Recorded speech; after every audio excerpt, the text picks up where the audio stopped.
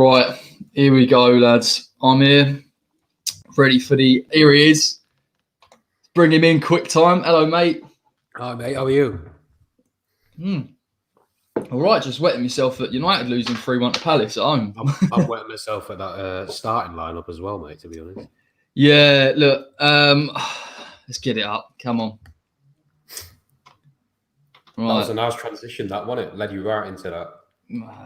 Come on, mate. There we go. Look, it's a 3-5-2. They're going to put wing-backs in, so you've got Fredericks and Masuaku. I don't believe it's too bad a choice, particularly the fact that Bellerin and Maitland-Niles. I haven't checked the team yet, so I will check, but I presume Arsenal are going to play with wing-back, so that's a good choice. Declan Rice as captain normally steps up for the game when that's the case. The negatives. I mean, where'd you start, mate? Go on, give us your first take on it. Seething, mate. Well, I just saw it when I got back now, and for me, the two, I wouldn't have started Cullen because it's a massive game for him to be involved in. But my logic is with it that if you start him in this game and he makes a mistake, it's going to be quickly forgotten rather than if he makes a mistake against like a Burnley. So it's more risk averse playing Cullen. I would have played him, but then who do you take out? Maybe Fornals. And I would have started Haller as well. What more does Haller have to do to get a game? You know, him and Antonio caused problems last season at Arsenal. And for me, you know, Antonio's not a striker. I keep saying this, but he's not. So you look to play a goal scorer and Haller's a natural goal scorer. So I don't really understand, mate, why Moyes has gone against that. I can't. Yeah. You know, it just beggars belief. I've got to be perfectly honest with you. I think this is the issue that we all have with David Moyes is his need for continuity, irrespective of the right systems and the right players. You know what? I kind of bypassed the Allaire thing because I just didn't think he'd get in. The one I'm actually more concerned about is Creswell at centre-back. We've got Balbuena there, right? Now, the natural thing for me to do would be play a natural centre-back. And if you want to bring someone on in the second half for whatever reason, bring on Creswell if he needs to, you know, plug a hole. But I don't understand it. I really don't. It's almost like one step forward with him. Well done for bringing Masuaku in. Another step back. He doesn't help himself, does he? You know, he even said when Bowen came in, we're going to bed him in slowly and then he'll be a Premier League player. Bowen only got in there because he was actually performing. But he doesn't play players that are performing enough. Haller's performing, he's on form, so you play him. You know what I mean? Even if it's against the League One side, he's full of confidence. You give him a go. He'll just be he'll be thinking, what more do I have to do to get in this side? He'll be frustrated. So I've got Arsenal's lineup, mate. I'll whack it up, mate. Don't you worry, I'm prepared. Here we go. Beat me to it. Jack is playing. Interesting. Yeah, Jack completed the most passes for Arsenal last season. So, you know, he's in that respect, in transition, he's quite important for them. That's just a good lineup, isn't it? You know, that screams of a thumping, mate. I don't mean to sound negative, but I'm actually quite surprised because even in the preview, I thought he'd stick with Maitland-Niles. Obviously, he's done really well, got his England call up. I'm guessing they're going to revert back to a 4 at the back. That makes the most sense.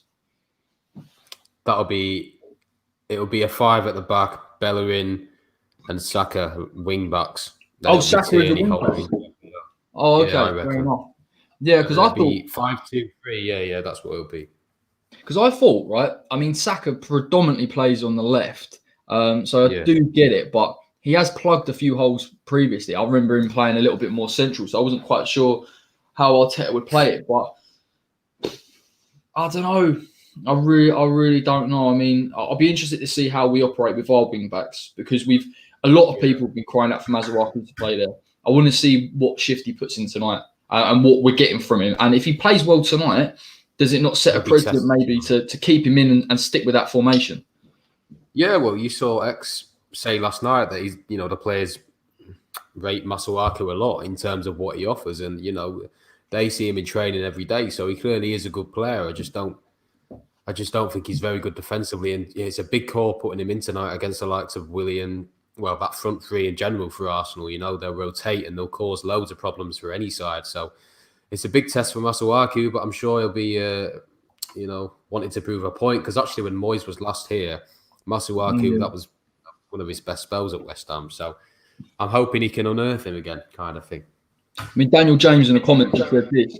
Lacazette will pick on Creswell. Another thing he said is, I shouldn't laugh, but all 5'7" of Creswell getting bullied. It's bang on. Like I can't lie. Me and you have got our issues with him in terms of his aerial duels, and we saw against Burnley where he bottled a challenge. I don't understand. Honestly, I genuinely don't understand what he offers to the team. I don't get it. He doesn't offer leadership. He's not very organised. No.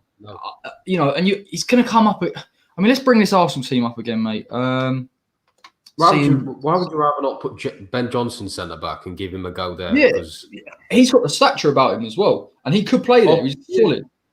Put Elise in, change it up, because we're in a position now where these players don't work time in, week in, week out. You know what I mean? So, yeah. Even that bench, mate, as well. Pepe and Ketia, Maitland-Niles. El Nene to come on and shore it up if they're playing a certain way. Yeah. I mean, let's have a look at the West Ham bench. Now, Cullen's not even on the bench. That bench is stronger than our starting lineup, mate. But this is the thing. When we play Charlton, everyone said that arguably that team is better than the team we put out in the Premier League. It is, yeah. This is what I don't understand. Me and you have had this conversation multiple times. If he doesn't fancy these players, why are they still here? In games that we can hurt teams with players. I just think Cullen deserved that chance as well. To be honest, I think a bit of energy. I'm not complaining that Fornals is arguably going to play in that 10 role. I think that's a great thing, but it's almost out of maybe necessity now. Noble. I don't know why he's tried to change it now. I don't know why Fornals is now playing there. I love Fornals. I love him in terms of his ability. We both rate him highly, but players have got to do it in the last few weeks, or even towards the end of last season. Fornals didn't do it. Yeah. So you got to play players that are doing it, maybe like Anderson Lanzini in that position, who are on form from obviously Charlton game, and play them. Because I love Fornals. Nothing against him, but he hasn't done it recently, mate. So no. I mean, I even thought, and I'll put myself out here now and say, I know it's against Charlton, and I'm not obviously counting that, but Lanzini in that second half against Charlton, where he's playing in a more advanced number 10, can start to create things. If you have Allaire up front, he's quite good at linking play up. What I don't understand is you've got something that's clearly a formation, a team like we played on Tuesday or whatever it was, more pace, more creativity, good ability to link up, things that we need to hurt Arsenal. It screams Moyes is happy to try and contain them for as long as he possibly can. There's no strategy to go and nick a goal or anything. He just doesn't. No, it's a draw. Yeah, he wants a draw. And the thing is, mate, as well, against teams like this, you need good transitional players. Fornals is a good passer, but he's not exactly quick. Anderson and Lanzini are quick, and they're good on the ball. They can run at players.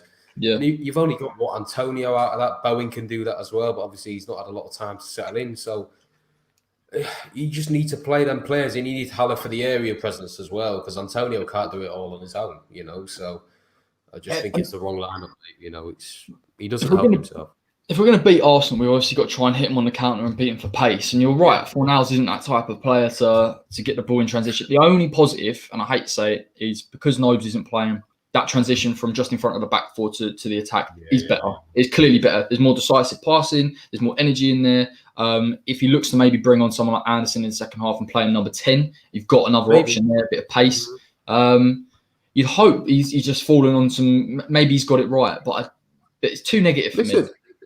There's options, on the bench, but that's a big if. You know what I mean? Like, if we're in the game, but we probably won't be in the game. So why don't you start with your best players, have a go, see what you can get at half time? Because half time the game will probably be gone, and then he'll bring them on, and then they'll just be out of the game, and it won't do them any confidence either. So I don't really understand his rationale tonight. I don't think really, Moyes helps himself either. I remember this actually as well in his first spell. He kept getting the team wrong week in, week out. Yeah, and we were all baffled by the decisions. And eventually it just, contributed to his demise. So it will do again as well.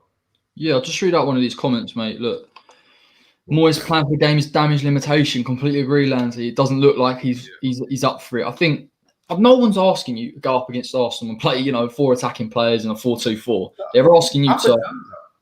yeah, just have a clear game plan, something that you know can hurt them, and that's why we were crying for Allaire. Because at the back, they're not great from set pieces. He's good. We know one thing about him. You can criticise work rate and positional sense, but his actual aerial ability to win those challenges is second to none. Probably one of the best in the league. Well, it is one of the best. I think last year he came fourth at aerial duels won or something. So it just shows what he's about. But yeah, a bit disappointing, mate. To be fair, and I think this could spell the end of Josh Cullen, if I'm perfectly honest. Not even having him on the squad. I don't know actually what it says about Moyes. To be fair, I mean, people from the outside must see that bench and go, "Do you not fancy any of them?" They are for all their faults, maybe in terms of work rate and attitude, they are the game changers. Yarmolenko, brilliant finishing. Lanzini, great link-up play. But why is he saying, I want to build this Red Bull model when I was away from football, I studied it. And then he's got this player like Cullen who's, he's 24, so he's not exactly young in footballing terms. But, he's got this good player who he could, develop and fits the West Ham bill to replace Noble. That forward-thinking idea he's got. Why has he then been Cullen off after one of the best games he's had in the West Ham shirt? I don't understand that at all. And the bloke just deserves a go, and he's, it's quite clear to see that, he probably won't get a go now at West Ham. That's probably it for him because, he's done all he can. But I feel bad for him because he's got a good passing range on him. He can offer something different to West Ham. That Souček and Rice do. So it's a shame. Tell you what, mate. Sorry, I'm just doing me social media duties, but no, I mean, one thing we should speak about actually is Grady Diangana's goal today. I know West Brom didn't play the best, and defensively they're poor. But you just look at it, and you think, the pace to drive away from the Everton team. The composure to finish from that distance as well on the counter. Everything, like even Moyes must sit there and go, we want to play on the counter. We want to play defensive and hit teams. And you've looked at Diangana and gone, he's not good enough. In which case, why are you not playing equivalent-ish players like an Anderson? I don't understand. There's this kind of his ideology of how he wants to play. He's almost ignoring for the sake of certain players and certain attitudes. And he's got to be more tactical than that. Diangana would have offered loads, particularly for this game as well. Yeah, he would have. You're completely right. He's the perfect player for this game to play in and, to look a threat on the counter. And his goal today, he took it really well. The defending wasn't great, was it? But the finish as well. It's kind of a two fingers up at the board, and I hope he continues to smash it, mate. Because obviously we're perplexed as to why we sold him, and how quickly we sold him, and the fact that we're going to reinvest this money where we haven't reinvested it. Where is it now currently? The fact that we're only going to bring one centre back in, I wouldn't have done it anyway. If we're going to bring a few players in, yeah, but if it's only like that Tomiyasu bloke who's not really proven, it's a bit underwhelming in a sense. Yeah, it just screams, mate. 20 mil. We know we're sitting on 20 mil at least. We can debate about other factors and stuff, but for us not to have gone out, clearly for us not to negotiate it properly, I don't understand. I just don't understand. You sell your player, right? You sell your star player, your young player, a player that's going to come. I've seen on social media, it's quite split. People actually believe, we don't need Grady Diangana, which I think is a bit mad, to be fair, in the current team.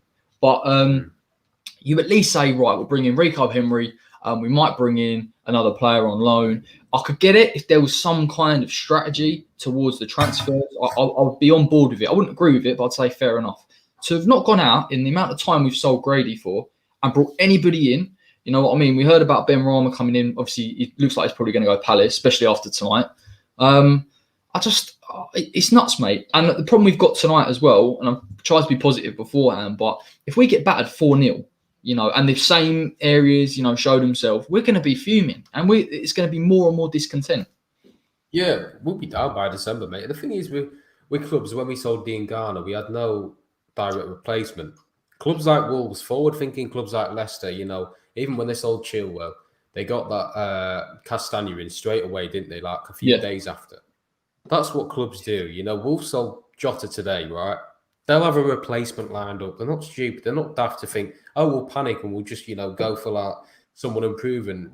They have a structure. They have a model. We don't have that. We just sold Diangana and thought, right, we will invest it in certain players. We'll target them. We didn't have someone lined up, and that's the massive difference.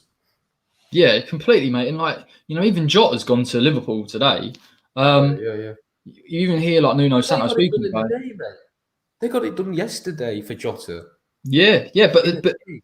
the way Nuno Santos spoke about it was like, we're happy to let him go. He's a very calm man. He knows that they're going to bring Yeah, someone in. There's no exactly. panic. Yeah, We've just let a player exactly. go, and there's no idea about when if Oh, we've sold a £20 million player, if we bring anybody in. It's like yeah. But nuts, mate. Wolves, What's wrong? Wolves know what they're doing, mate. That's Anyway, what we say. Yeah, to be fair, mate, we're playing them next week, so I'm looking forward to getting what they call Talking Wolves YouTube channel on, because I'm interested to hear about their thoughts on the club, because previously they weren't that well run, they didn't push forward. Obviously now they've brought the money in. It's not just about the money, but the structure, the scouting, everything's spot on. So I'm interested to hear that. Let's have a look at the comments, because this is the first time I've managed to get them. You need to teach me how to put them on, mate. Oh, yeah. I think you can. Can you not do it? I can't even see the comments for one. Oh, there Oh, they are. Oh, what do you do? Just click on the comment. yeah, hold on. You click on one now. Go on, see if it works. Doesn't work, mate. Oh, you'll have to just spot them. I'll have to figure it out. We'll get the hang of it. Grading the team tonight with his pace, agree, mate. That would have 100% changed it for us. Daniel James has gone in early, saying Moyes will take us down. I mean, I can hardly disagree with that, to be fair. It doesn't look like we've got. Darren put the comment, mate, as well, just now, saying Moyes just said he be hoping to sit back, hope Arsenal give the ball away, and we will punish them. Just, man, honestly, like, do you know what this scream? Like, remember when we played Wolves and Tottenham after Project Restart, and they were possibly the worst two games I've seen us play under Moyes. Sit back, no hope. It's just a terrible tactic. I just don't understand it. I just don't get what they work all week. Yeah, they sit there in the training ground and they've got no ambition to try and hurt Arsenal in areas that they know they're struggling. It's inviting pressure from Arsenal to have these chances, mate. Other teams, I'll say it again, like Wolves and Leicester, they'd take the game to Arsenal, they'd match them, they'd want to match them, they'd have ambition. Moyes just saying like that, what Darren said, saying, oh, we're just going to sit back and then wait for the chance if they're going to make a mistake. They're a top-class team. They're not going to make a mistake as much as we do. And they're not going to be able, we're not going to be able to hold off as much defensively as they will be if we put pressure on them. So it does not make any sense whatsoever. So that's why I see it being a drubbing, mate. I see it being 3-4, to be honest. Yeah, I'm gonna have to go 3. I said 3. Me and you both said 3-1 before. So I mean, now I'm a bit like, maybe it's because I haven't seen West Ham play this formation for a long, long time. Probably since Moyes, first come in. But yeah, I just can't even see us getting a goal. To be fair, I really can't. But it would be a typical West Ham thing to go and win 2-1 now, particularly with that. But he should have thought again. Darren said Moyes thought we played well there last season. We did play well last season there, but we played there well there with Hala and Antonio up top together. So why has he not took that and thought, right, I'll do the same again, because it caused him problems. Antonio will just be isolated alone up top. He'll take a shot from about 30 yards out because he's quite impulsive with his decision making, and it won't work. And then he'll bring Hala on, and then things will come together. Well, yeah, I kind of, with Moyes, you're probably the same, where you sort of think, he hasn't been given the signings that he wants. I suppose there is that aspect to it, but it's coming with a very talented squad. There's there are some seriously decent players that he's been given there, and I haven't seen anything from him other than maybe Antonio that suggests those players have improved under him. No. Souček as well, maybe, but Souček and Bowen were. Yeah. Were they his signings? Signers, or were they? It's up in the air, mate. Because I think, from what X said, I think we were looking at. We might have been looking at both of them for a while, and then it's just coincided. Yeah, I think we were. I think even that, mate. Like he's got a tune out of. He's got a tune out of Bowen and Souček. Daniel James, I disagree. He will bring Haller on, and our wingers will still be cutting in. Haller needs crosses into the box in behind, and Bowen cuts in 99% of the time for Niles too. Yeah, that's what we're saying, mate. In a sense that, even with our wing backs, they can provide crosses into Haller, you know, and the wingers will look to cut inside like Moyes wants to do, like he did at Everton, because Bowen can do that, and we know Fornals can as well. But you know, me and Corey agree that Fornals isn't a winger, he's an attacking midfielder. So hopefully today we get to see that a bit more, where he can play centrally, because Fornals on a wing is simply wasted. It's no brainer. Fornals isn't a winger. You know, I know we talked about it and said that Villarreal maybe played on the left hand side.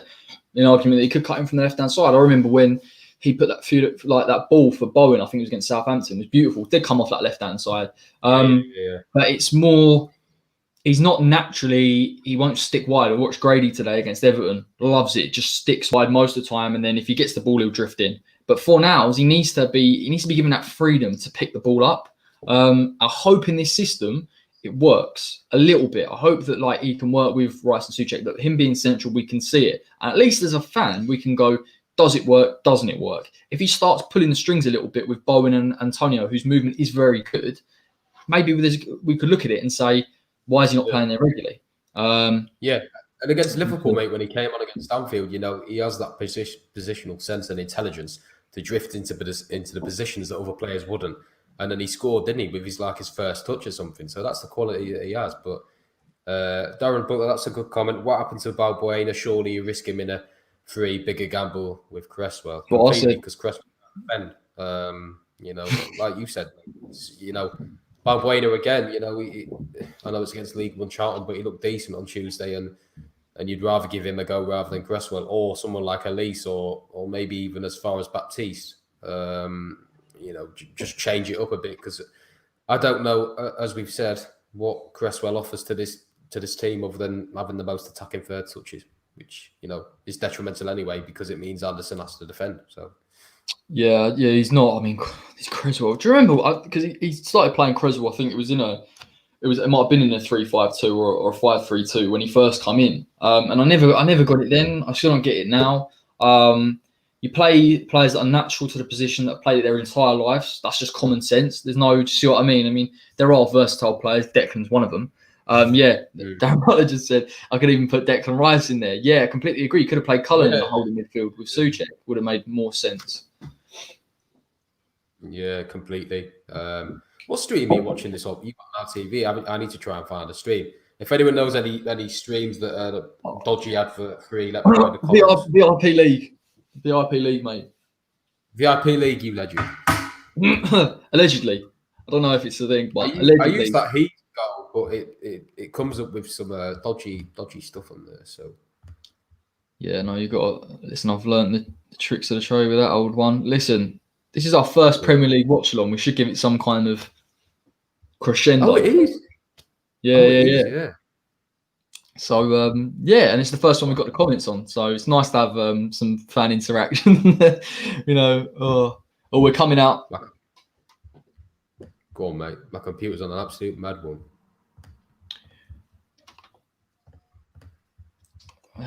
I mean, I'll quickly put this up because actually, I don't know if we have time by the looks of it.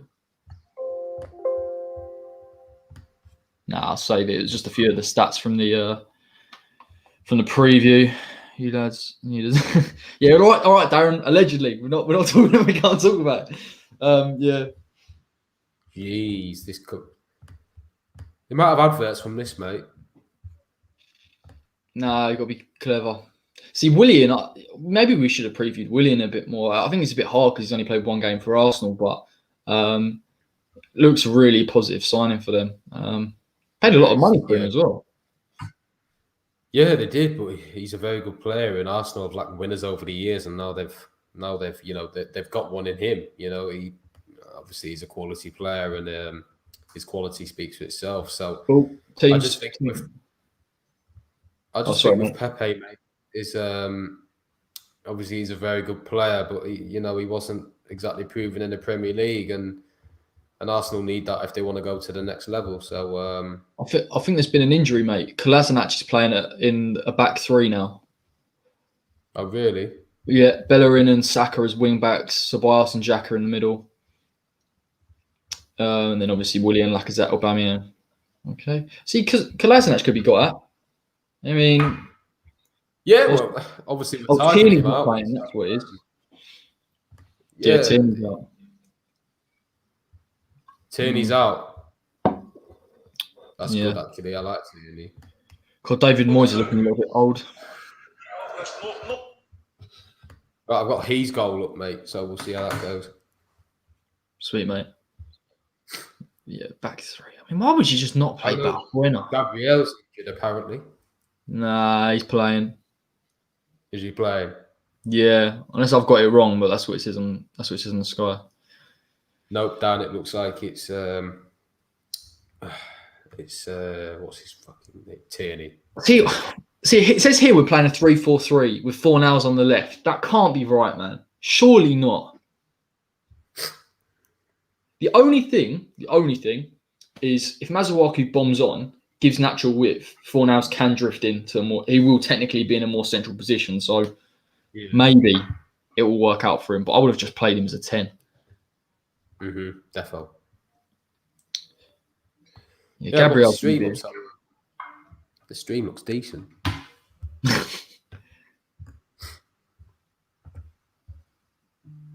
I like our away kit. I think it's warming to me a bit, you know. Yeah, like I was a big critic of it when it come out, but I think it looks quite nice. To be fair.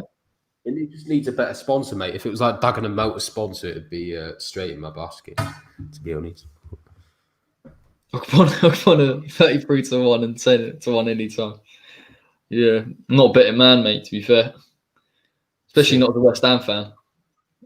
Do you know, I put Dean Garner in my fantasy though, and he scored, so that's all right. Right, so Dad James, lads, can I drop a site for you to stream if you need one?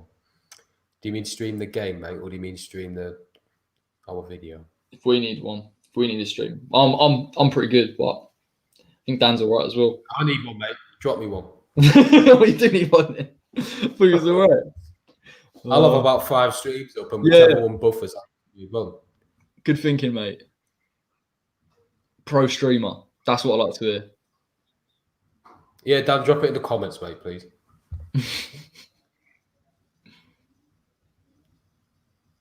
It's not kicked off yet, is it? Oh, it is now.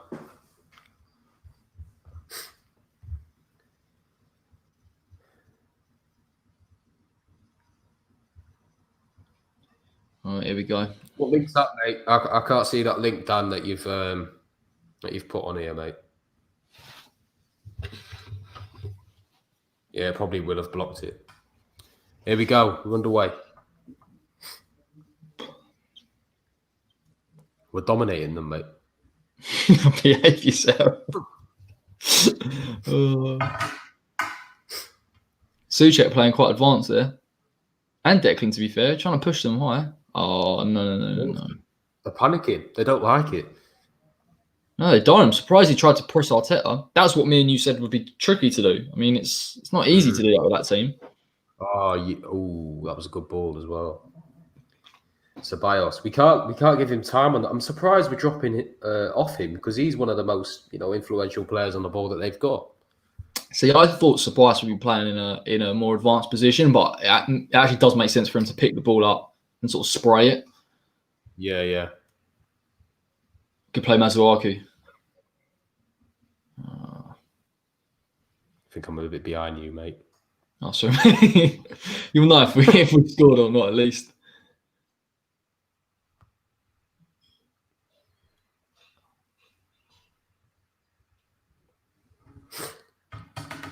That's a foul. Has a foul just happened for you, mate? Probably happened about 20 seconds ago, I think. It didn't work, Dan, mate. The link. There's a lot of bodies in that midfield. See, Willian and Lacazette are willing to drop. That's going to be problematic for Souček and Rice.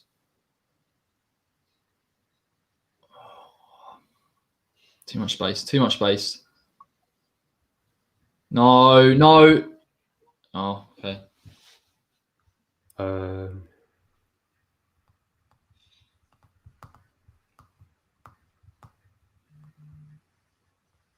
No, I'm a bit behind you, mate.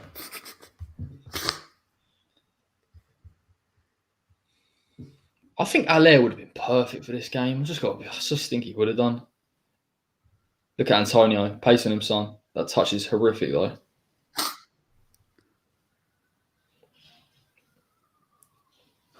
All over them. Look at the pace. Oh, Which is horrible. we just picked it up midfield. Dodgy ball from Xhaka. Go on, son. Oh. We're not actually sitting back. When we get in Arsenal's third, half, we're starting to push them a little bit. That's what I like to see. Darren, we know we're far behind, mate. I'm trying to sort it out now. It's not really a live watch-along, is it? The cup game. Hey? Yeah, look, I'm on. Oh, Darren, I'm on about. I've just gone 3 minutes. So how far am I off what I should be off? I'm about to get a game-changing stream here, so.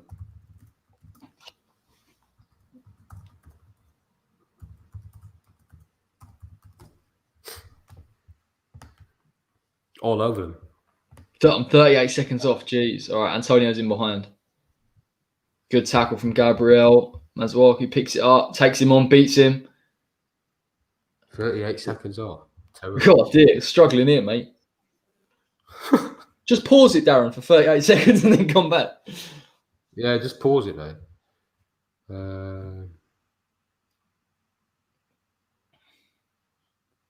a good play from Willian, to be honest.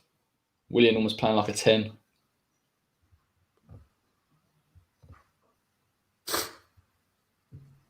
Yeah, he's just very difficult to handle, isn't he, with Willian?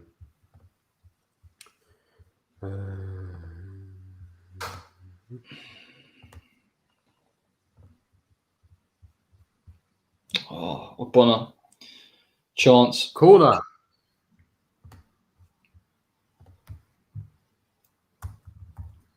Yeah, not back in from Rice or Bonner. Straight at the keeps. It's positive, mate. We're trying to play a bit positive going forward. It's good to see. I'll remind you of when you said that in about 10 minutes' time. At least.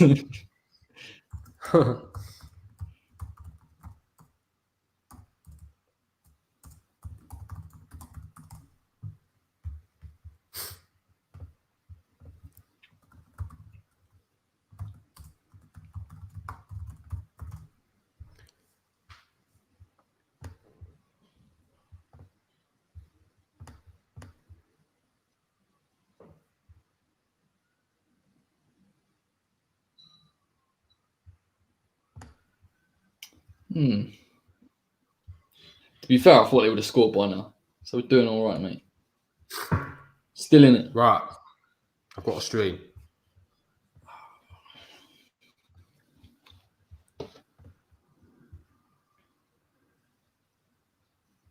Ooh.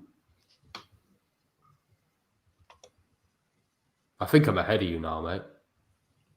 Hang on. Jared Bowen's on the ball. Fredericks just whipped it in. By whipped, I mean sort of dribbled it on the floor. I'm on 3 minutes. In fact, I'm well behind.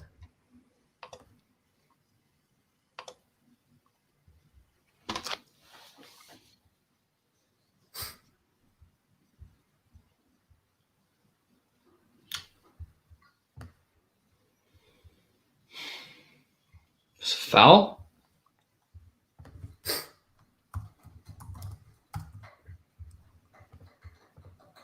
You just seen Sabas give away a free kick.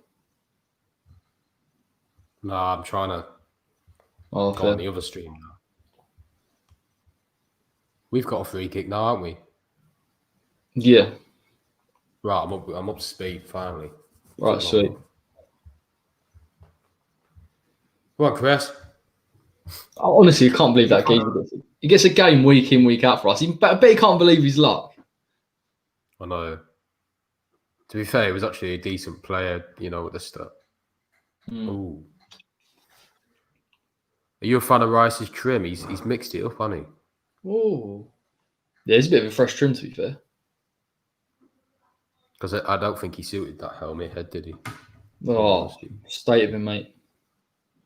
Terrible, Barney.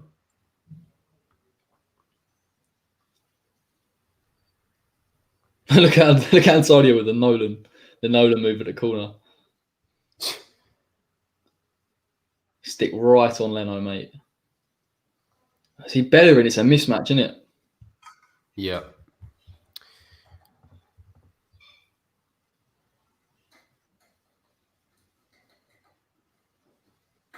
Even Dan's behind us. Dan, how can you be behind us? We're about 5 minutes behind.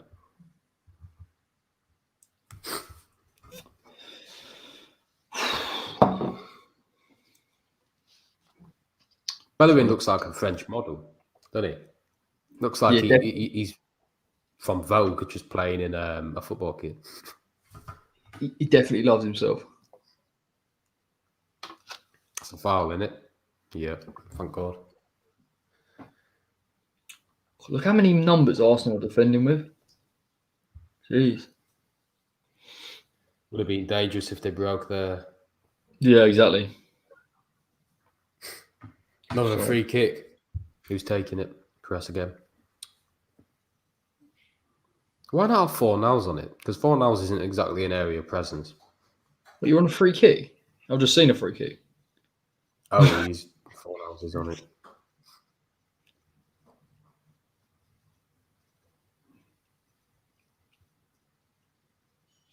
Well, interesting point. Darren, could be Rice's last game for us. Maybe, mate. We'll see. I think he'll stay. God, I hope so, mate. But what X said this week, I think Chelsea have signed up that keeper as well, so now they'll come for Rice, and they have all the pulling power in the world, to be honest. Yeah. It's all in their hands, if 65 plus, if they bid for that, I have a feeling we'll accept. And I wouldn't, obviously Rice deserves to go and it's inevitable, but I don't trust our board to get the price that he's worth for him. I think we'll get a bit less, and that'll be won't do them any favours. I can see him going at about 55, to be honest. At least 60. I was on All Leeds TV last night. Do you know who Boovie is? He's a Man City fan. Yeah. And he was giving it, saying that Rice is worth 10 to 15 million. I didn't even. I was like, mate, honestly, if you think that, you don't understand football. I can't. I just can't. He must have been on wine, mate. Surely. No, he believes it with his soul. I was like, listen, mate, you've got to watch him week in, week out. Otherwise, you don't understand. Yeah, but he's probably seen him for about half an hour when we were. No, do you know what he said? He was like, I saw him in that Newcastle game. What, the only bad game he's had for us for like 2 years. One game out of how many has he played for West Ham? About 100? Yeah, exactly. Yeah, so I can only ever really remember him having 2 bad games, that one and the Liverpool one. I don't actually remember him having any shockers, to be fair. Exactly. He's just solid week in, week, and he just does the things that you don't notice as well, which makes him such a good player. He's got that. You can't judge it off. Go on, yeah, sorry, mate. He's got that Carrick thing about him. You know, when people don't rate Carrick, but then when you watch him, you understand what he does. It's exactly like that. Yeah, you can't judge him off a few games for England as well, because England haven't played well themselves the last few games, and Rice, will be an England regular. It's just about him suiting the system, because obviously it's a different system to what West Ham play. So he's going to take a while to adapt to that, and the players around him. But there's no doubt he's a special player. He's only 21, mate, isn't he? So he's going to improve. Dylan Burden, scale 1 to 10, how messed do you think we are? What, in the game or in general? He means in general. To answer that, I don't think you can get any worse. If Rice goes, that's probably a 10. I'd say a 9 at the moment. But compared to other clubs, we're in a big mess. I think we're about 8, to be honest. I think it's one of them things. It's easy to go, we've got loads of time, but I've seen this before where the longer you leave stuff and you don't address them, the worse it gets. Yeah, and I just think that's what it is at West Ham at the moment. Obviously, you're right. The Rice thing, determines a lot of aspects. For me, if Rice goes, we're definitely in that relegation zone, and then it will be down to sort of an Antonio game or someone just having a bit of a worldie to kind of pull us out, and for 3 worst teams to be there. And from what I've seen of Fulham and West Brom, yes, their defence is leaky, but they are fighting. They score goals as well. Score goals, yeah. And we score, you know. Yeah. God, it's a bit depressing at the moment, mate, isn't it? Arsenal have started the game sloppy, which is encouraging a few misplaced passes and all of that. So I think they're just getting into the game slowly. Yeah. I mean, I think as well, like particularly when it goes into their half, you see West Ham pushing them, trying to make it difficult for them. I think that's important. Again, it is difficult when Arsenal get in their rhythm and they're passing. If you push too high, they'll expose you. So, but I think West Ham are sitting quite deep. You know, got the likes of Mazuaku and Fredericks sitting in with the back three. So, yeah, it's not easy for Arsenal to. That's a great. Oh, it's good interception there.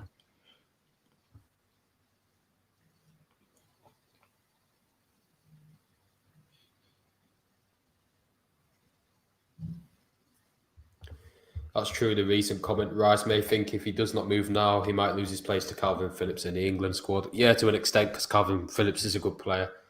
You know, there's certainly competition now, and Rice, you know, will look to further his international career as well. So he may not feel like, you know, he can reach his potential at West Ham, which is exactly right. I mean, I've got to be honest, I haven't really seen too much of Calvin Phillips, mate. I mean, I trust your opinion. Is he as good as they reckon he is? Yeah, he's a very good player. I just think he does similar things to Rice, and obviously you saw his assist for Jack Harrison against Liverpool. That's what he can do. You know, very similar players, and you know, Calvin was obviously linked with a move away from Leeds, and if they didn't go up last season, he probably would have gone. And I think he can. You know, obviously he's like 24 as well, similar age. So I think both of them will go on to play for bigger clubs like a Chelsea or Arsenal kind of thing. Defo. Yeah, that kind of. I'll just see an Arsenal passing the ball around quite nicely now. Yeah, you know, he's got a point. I mean, technically, if West Ham are in a struggling team, I wonder whether Gareth will look at it. But then Gareth continued to pick Eric Dyer, and I'm not sure he's been in the best of form. So you'd kind of hope for Declan's sake, he just sort of sticks with it. All bone on the counter. Can't see him play Fornalsson. That's a pen. Nice, not.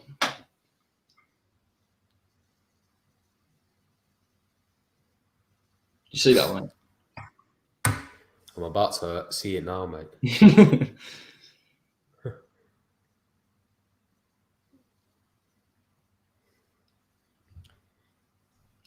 I don't know. Seen him given though. Oh, he was about to blow as well, you know. He was about. Did you see? He had his whistle. He was about to blow for a pen as well. Really?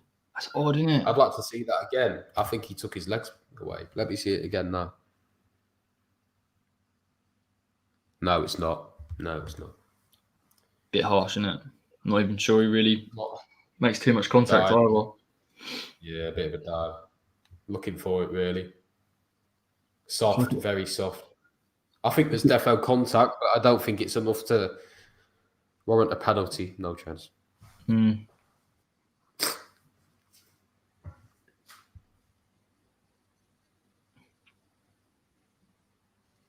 Interesting. Just come up now. Saka had 12 assists for Arsenal last year in his debut season. It's really impressive.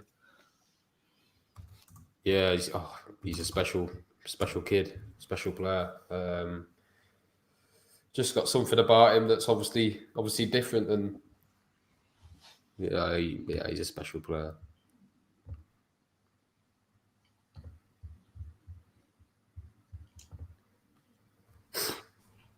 I don't think we've done that bad. I mean, I'll always speak too soon, but we are competitive at least. Again, not too. I don't know, like, especially with that just penalty shout in. You just think if Bowen could just get himself between Gabriel and lay off Fornals, 1-0, game sort of changes, doesn't it? Really. Yeah, exactly. I think if West Ham do nick a goal, I can see Arsenal piling on the pressure. I'm not convinced we can cope with it.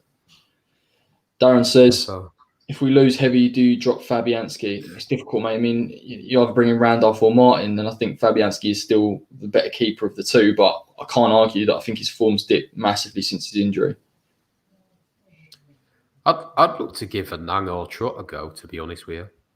I think Fabianski, I think against Newcastle, the first goal was his fault. And I think you need to keep an eye on him closely in terms of, is he regressing? Is he as good as he used to be? He's obviously 35 now, so he's getting on. We need to replace him. But no, I don't know, mate. It depends really. It's more about the defence in front of him, and if the good goals in this game, he can't do much about it. But if they're mistakes, then yeah. Yeah, sometimes with Fabianski, I do believe it's a poor ball from Mazaraku. It's a confidence thing. I think Anang apparently has been championship clubs are looking at him. I do think alone at this point would be really good. It'd be good to see him actually at a championship club to get games regularly where he's going to play week in, week out. Maybe that's the plan of Moyes. I know they rate him highly. If you can get him 30 games there, you bring him back. Ultimately, if Fabianski is still struggling, and obviously he would come in. But I don't know, mate. You see, Cullen's done well. Is it going to be the same with Anang? Do we just sit there and say, well, exactly. I'm not sure. If you were a young player, mate, you'd look. I don't know what you'd be thinking. Would you be a bit disheartened by all of it? I don't think that's a foul from Fornals, by the way. I think that's soft. I missed it. What did he do? Well, after Masuaku's cross, Saka picked it up and the ref blew for a foul from Fornals, but it wasn't a foul. Saka just fell over. Jeez, look how Similar high. to Bowen's. I know. Cool.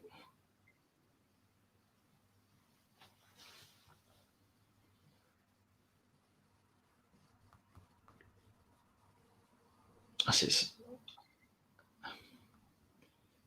Did you guys watch Dean Garner's goal today? Yes, really, really good, mate. Really impressed. It's exactly what we could have done in a game like this. I think that's sort of, even I think it was like Jake Humphrey was saying, we didn't understand why West Ham fans were so annoyed, but now we sort of get it. I'm like, we're not talking rubbish, mate. He was one of the best performers in the Championship last season. There's some serious quality in there. So I still can't really get over it, to be honest, mate. I don't know about you. Yeah, I'm the same, mate. I can't get over it. Obviously, his goal today, shows what he can do. We both know what he can do. The fans can, in terms of, even against Ipswich, the 2 assists that he got. No, the 1 assist, sorry. But, the most exciting thing about this season was probably going to him coming back, really, and having him in the team. And now that, he's gone, it's a bit deflated again, really. It's not, he's... we could have kept him and then sold him for double the price in a few years, so it makes no sense from a financial or team perspective either. It's daft, mate. Bellerin on the counter. Brilliant tackle from Declan Rice, doing Creswell's work. You'll probably see it in a sec.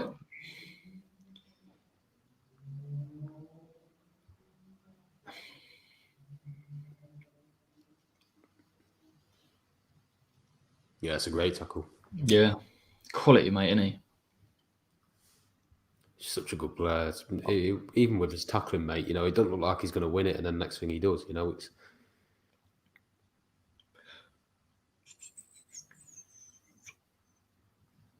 That's a brilliant ball from Creswell if he pulls it up. No, he doesn't. It spoke way too soon.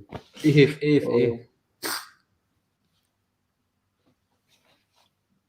Masuaku looks good. Yeah, he looks good. Good going forward. It's what we need, mate. We do need someone in that position that can get forward and threaten. I know he hasn't.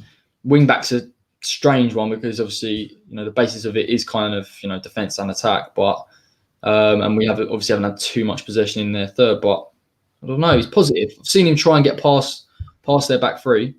I want to know what the comments say about Fredericks, mate. About the opinion of Fredericks, because obviously, my opinion, the fact that he's just a sprinter with football boots on, and that technically, he's just as bad as Cresswell for me. Even in his defending is actually okay, because his tackling is quite good. Yeah, and his positional sense is all right, but it's just going forward, mate. He's painful to watch, and his passing and his crossing, his distribution going forward is very poor. Yeah. Oh no. good recovery. So you'll see it in a second, but Frederick's pace gets him out of a lot of dodgy positions. I think even though, yes, tackling wise, he is quite decent, to be fair to him.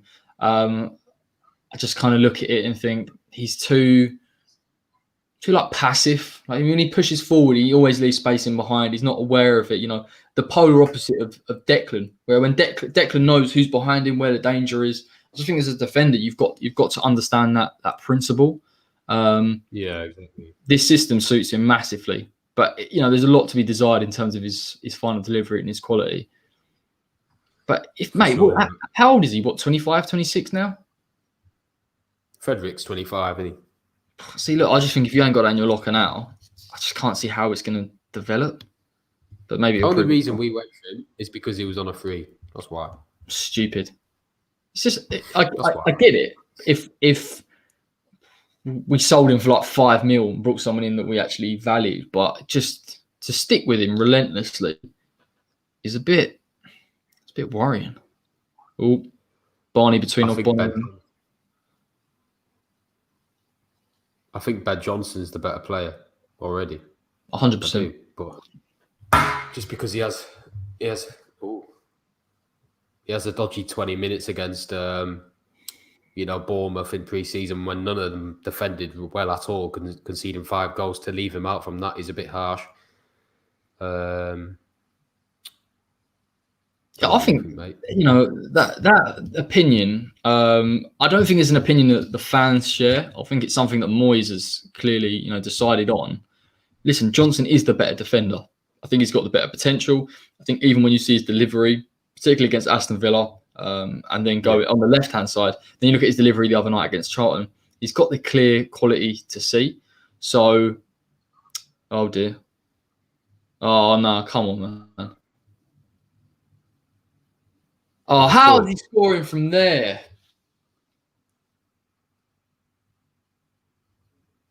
Oh dear. Oh, it's easy, isn't it? How can we have 5 at the back and no one's picked him up? He's unmarked as well. Simple. Yeah. It's simple football. Cutting it back. Easy for Lacazette. That he's a finisher. It's game over. Looks slightly. Let's hope it comes in, mate, because he looks a little bit offside. He's offside. VAR banner. He's offside, isn't he? That's what I think. I think it's his. I think you can see it. His arm's offside. Oh, he's onside. Yeah, he's onside. That's what they said. Goal allowed. He's offside, man. I want to see that again. I'm sick of this, man. Honestly, the decisions against us. Hendricks last week. This one now. You brought VAR to bring it in to try and make some sort of change. It's poor. I want to see that. I think he's offside, mate. You can see it.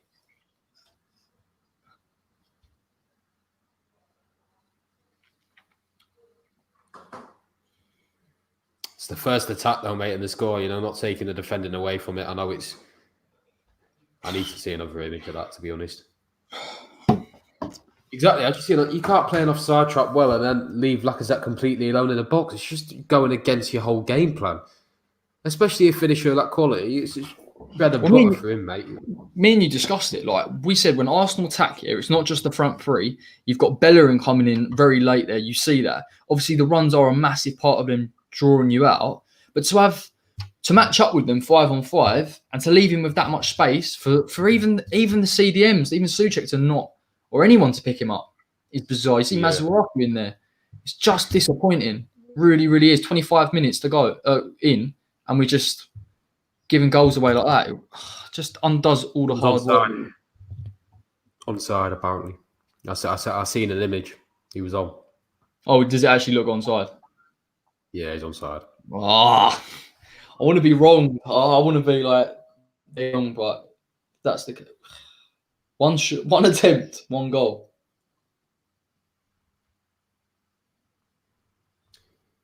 Right, hang on, mate. Back in a sec. All right, mate. Gareth Bale, Tottenham's new number 9.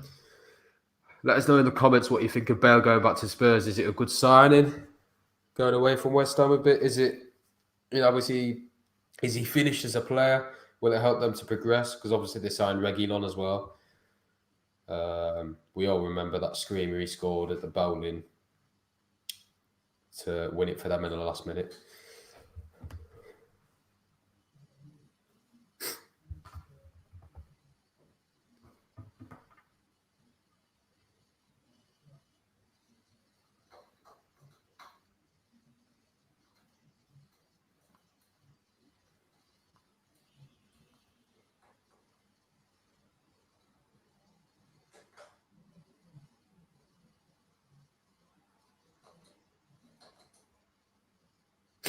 Yeah, it does give them a lift massively. Such a good player as well. And they needed someone like him, to be fair, because obviously they can't rely on Kane all the time. Palace won 3-1 against United. Crikey.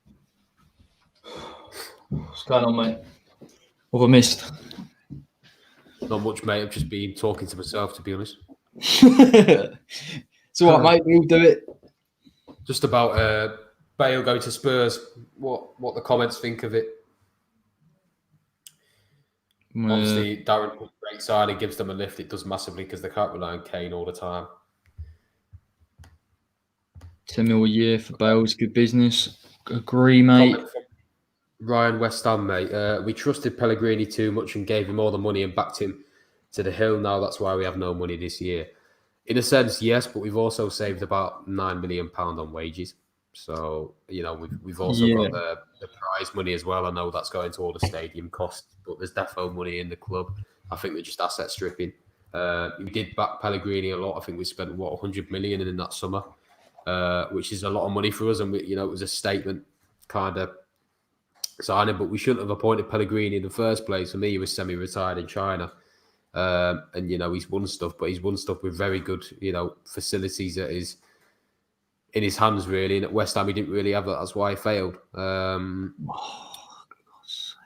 Sorry, mate. They're just on the attack. We're just falling apart here. The Pellegrini thing. Obviously, he did spend that money. That is a hell of a lot of money to spend. But I agree with you. I think he has.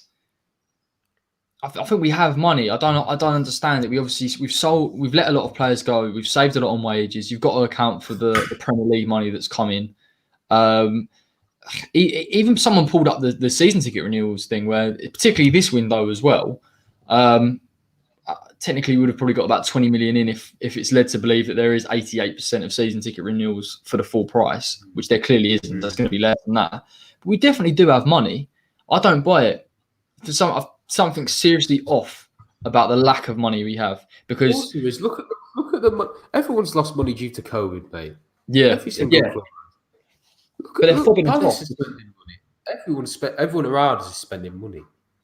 Yeah, they're fobbing us off, mate. And what I can't understand is, okay, let's say transfer fee wise, we don't have that capital, right? Just hypothetically speaking, we've still got rid of a lot of players on high wages last summer. I believe we've saved enough money, and we've got the money available to even bring in free agents or loans. But of course we have. We've saved enough money in wages to buy Rico Henry for £10 million, but apparently we don't rate him high enough. Well, look. I mean, to answer what Ryan said in a roundabout way, I mean, we've sold Grady for 20 mil. You're telling me we can't bring in Rico for 8? Exactly. It's weird. It's too odd. I even think the Tarkovsky thing's weird as well, mate. Oh, let's try and bid consistently under their evaluation for it, and then pretend we tried. It's silly. Yeah, exactly. It's because we tried. It's because we tried to do it, but we couldn't.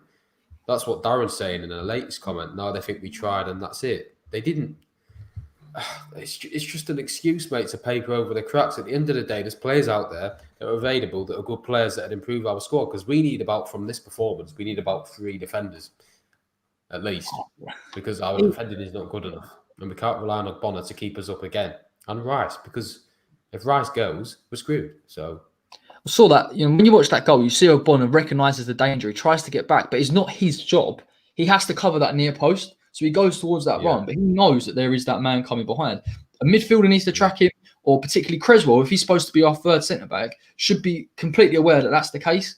It's just basics. These are basic, defending principles, and we just consistently get them wrong. Yeah. Long throw in here, mate. Let's see what we can do. Mazuaki on a ball, decent ball. That's what you want in final third.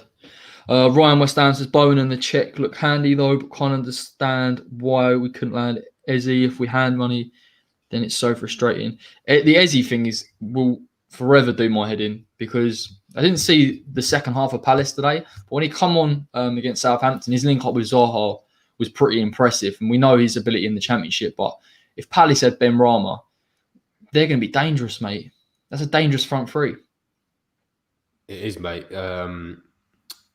The only thing with Ben Rama is I don't know if he's too lightweight, a bit like Lanzini, and his ego's too much for him. But Eze did well today. From what I've seen on Twitter, he impacted the game. Obviously, he was very bright coming on for his debut as well. Just his skills and his ability on the ball, like we've touched on, mate, is something that we lack in our side, and we could have done with him massively as well. Imagine him and Dean Garner in this team. It's a different team. Tasty as. Well, imagine Eze against these guys. Ability to drift in from the left, pace, power, can link up play very well. Would have been very good to have seen him actually with someone like Allaire and how they would have worked together. Yeah. I think Ben Rama, from what you look at Palace, right? I mean, I won't detract from the game too much, but defensively and in midfield, they're really organised. And I think teams that sometimes do well, particularly like Palace, they've got a real good organised base, and then they've got the link up between really creative players. And in the past, they've just had Zaha. So sometimes with Palace, it is quite easy to try and mark him out the game or put two men on him. When you've got players like Eze and Ben Rama, multiple players that can hurt you, even Ben Rama from set pieces, it's difficult, mate. The interlink between all of them. So I think he's done really well to Palace. It's strength in depth for them, mate, and they're being proactive and they're improving and they're leaving us in the dark. Batshuayi on loan. Batshuayi on loan as well. Mixed opinions on him, but he's more depth for them, because obviously Benteke is not doing much, and then Jordan Ayew's decent. But him, it's competition for places, which is what makes the squad healthy and perform better, and we don't have that. We only have two strikers, which isn't enough, because if Antonio gets injured, you rely on Haller to play every game. You have no backup for him, so it's all there to see, mate. And I don't know how the people above don't see this, or if they do, why they're not investing, or if they're making up excuses, which we know they are. So let's hope these Americans come in, try and sort it out. If they do, the Yanks. God, I'd take being called Red Bull West Ham, mate, if it meant that the owners left. To be honest, because they've stripped our identity anyway. They've stripped the badge, they've stripped the stadium, the culture, how we were made.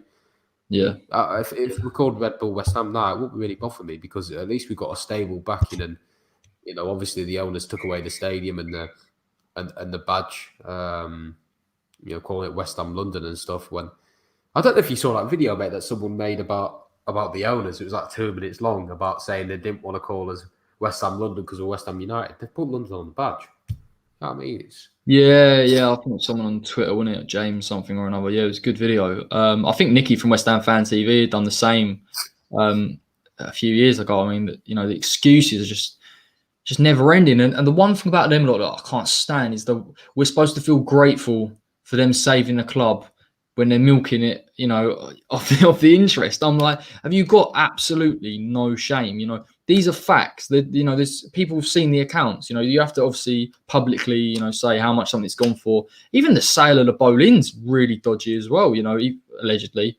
The fact that they sold to a company, made 20 mil, and that company disbanded like a day after, all the money went to the shareholders. Who were the shareholders? Do you know what I mean? Yeah, but they blew up the fucking seats, mate.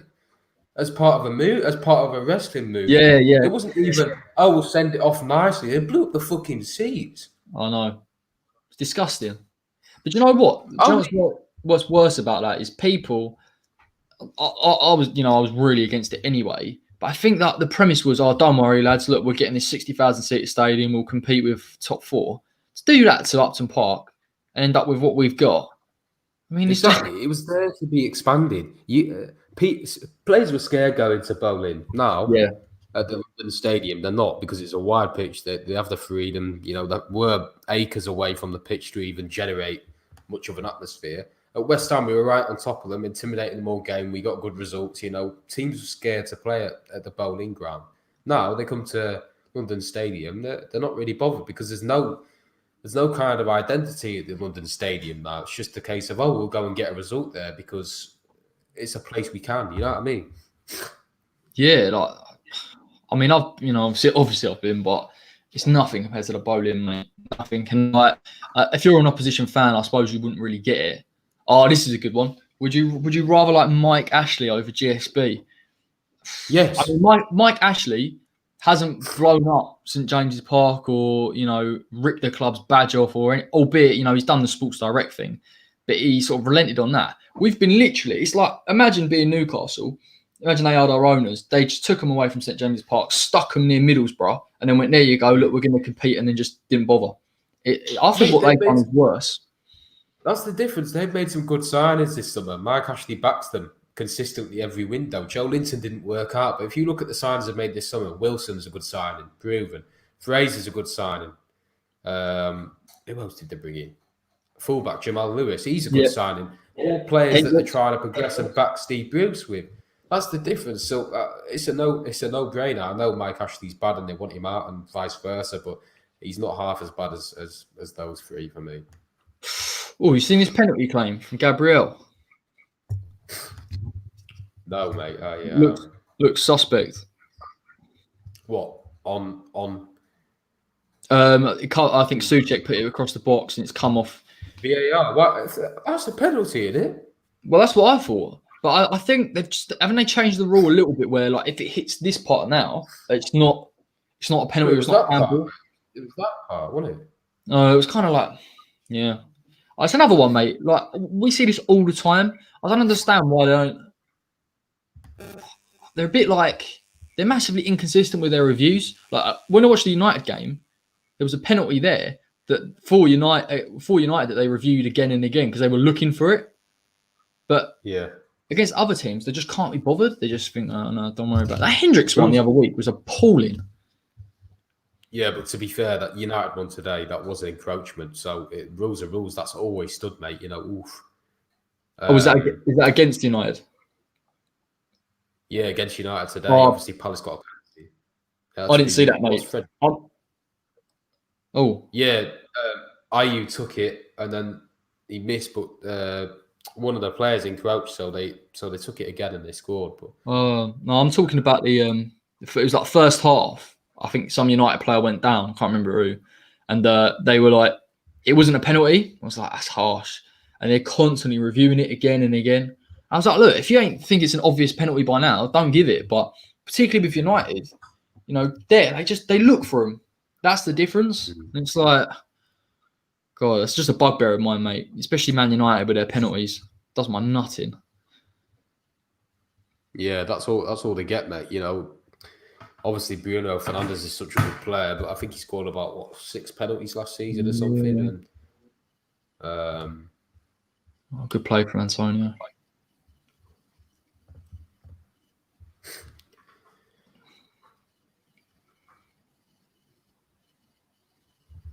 It's a good win for Palace today, though. Very good win for Palace. It's a big win. Yeah, I mean, I honestly, first half United, they look poor. Lack of creativity for a team that has that many decent players in, particularly in that attacking third, to have not created anything. That passing so slow. I'm like, if you're a United fan, you're thinking, why are we not playing at a certain tempo? You just find it bizarre. People calling Palace to go down as well, mate, which I don't understand. Yeah, I think I agree. And they're just solid. I think they're just a solid team. They have a solid base. Obviously, they've got Kuyate, Milivojevic, and they haven't got as good a squad as us. No chance, but they got they work as a team, and Roy gets the best out of them, and that's the difference, mate. To be honest. Yeah, I agree, mate. I think people look at Palace because even I said before the window, I thought, they'll be 16th. I didn't think they get relegated. And they're good enough to just stay organised, but they won't push on. You look at some of their signings have been decent. They're very optimistic and they're positive. And I think they've now added the squad depth going forward as well. So I wouldn't be surprised if they push for like a top 10. I'm not saying they will, but you just never know. Maybe. What do you think of Everton, by the way? Good performance again today. Very good, but did you see Pereira's free kick? Oh, filthy, mate. Disgusting. Oh, it's disgraceful. Skinner. Anyway. Obviously, I don't know who scored the rest of them. I know Carvalho and Rodriguez scored, but there was honestly watching on Match of the Day. There was this Rodriguez puts this beautiful little chip ball. I think it was through to Richarlison. Oh, mate, it was gorgeous. Like the thing is, like Ancelotti gives him the freedom. Luca Digne just takes that left hand side, lets him cut in and do what he wants, and he just what a player to watch. And they've brought in like Alan and Decore, and they just shielded that. They'll be top 8 this season because they've got it right this time. They've got a top manager in as well. Do you remember? I think it was X was saying. What was he saying? He was going like, West Ham fans genuinely didn't want Ancelotti. I was like, behave yourself. I know. That's my nutting, honestly. That's disrespectful to Carlo. West Ham, Fulham and West Brom look in trouble already, says Darren. Yeah, no, completely agree. They're my three to go down, to be honest with you. Because looking at the teams around us, I just think Burnley will be solid, Palace will be solid. Don't know who else you got, mate, but I think Fulham and West Brom will leak goals, and so will we. And obviously, with teams being proactive around us, that'll just leave us in the dark. And eventually, reckons he's going to goal. I don't believe that. What? He said Antonio. Oh, hang on. Oh, I've seen the comments. Antonio. No, it's ruined it for me anyway. Right, let's have a watch. Oh, fucking Antonio. Yeah, Antonio scored, mate. Get in there. Frederick's got an assist. Fair play, son. Oh. Doesn't do him any justice. I'll take it for now, mate. I'll take it for now. I thought we would score 8 goals. It's Bufford on the goal. You've got to be joking. I'd show it if they weren't going to pull the stream off. But yeah, he's got Bowen. Looks in, plays it into Fredericks, puts it across. That's onside. Antonio. And that's the thing. You'll see the goal. Antonio's playing central there. That's where he gets his goals from. Not pulling out to the wings and coming short. He needs to be central. And then he's a constant goal threat. Good play from Jared Bowen as well, carrying that ball. And listen, I don't like him, mate, but fair play to Fredericks. Right ball to play there. Well, I'm not sure how many other crosses he could have played. Completely. I think Kolasinac is at fault for them because he just lets Fredericks overlap and don't get cut and don't get tight to him. So, mate, Antonio is such a geezer, honestly. He's just a unit, mate. He's just an absolute unit. He's getting better with age. He's one of them. He's obviously such a good player, and that's why for me he's better than Anderson because he gives his all every game, and Anderson might be ability wise more a bit better, but Antonio's consistent. He's done it in the Premier League. Anderson hasn't. He's had a few good months, and that's it. So yeah, but just remember, Felipe isn't weak. He's not a weak player. He pulled off against Burnley and Newcastle nearly 2 years ago. So. That had me up all night, mate. No, because I was just in bed and I was saving. My eyes were open. I was thinking, is there any other times that Anderson's actually held the ball up? But there's not. He just gets shrugged off every time. Yeah, no, I did myself over with that, mate. I said I never draws a foul, and old mate, he pulled up every foul that he'd drawn in about 2 years. I was like, give it a rest, mate. Come on. Yeah, no. It's only a bit of hyperbole. Relax. The block button is there for a reason, mate. I was about to use it. I'm not. What? So I honestly believe Anderson's never drawn a foul, and it's the whole time he's played. Of course he has, but I was just, forget it, man. Never mind, 1-1. Come on, you Lions. We're in the game again. That's what I'm talking about. Right. Thoughts, mate? What weird game. Weird, interesting. We took our goal well. They took theirs well. Only chance, only time we both went forward, to be honest with you. I'd look to get Halloran to hold the ball up and just put some presence next to Antonio, or maybe bring like Anderson or Lanzini on, one of the two. But I'd leave it out as for now. And if we can keep the goals out of the other end, then we can get something from the game. Yeah, I mean, look, I think we see there, particularly with Antonio goal, Arsenal can be got out. It's just a case of putting them under pressure. I think this is why, I'm not going to give Moyes really credit, but in terms of playing that 3-5-2 and having Fredericks and Mazzaropi, that is important, because if we can break their wing-backs particularly, we can cause them issues. I think you're right, mate. I think if we stick with the same formation, potentially look to play, play Bowen maybe where Fornals is playing, and then bring Allaire up top with Antonio. And I think what you'll see is a bit of better movement off the two. And I think we can sort of pull them out of position a little bit. But I just think, tactics-wise, we're not too far off where we need to be. Again, poor defending, you can't excuse it. That is typical West Ham. It's typical Creswell as well. But we are competitive in the game. And I suppose against Arsenal, that's all you can ask for now. And then we'll see what happens in the second half. Yeah, completely, mate. It just makes you realise how important Antonio is to West Ham. Obviously I was saying before, he can't play up front, but to be fair to him, he gets in the right positions, and he makes a nuisance of himself. And if you look recently, all his goals have just been him getting in like the 6-yard box. But before, on the wing, he can't really do that, and he's, with his power, he can finish, and he can be a nuisance. So I'm pleased for him, and I hope it continues.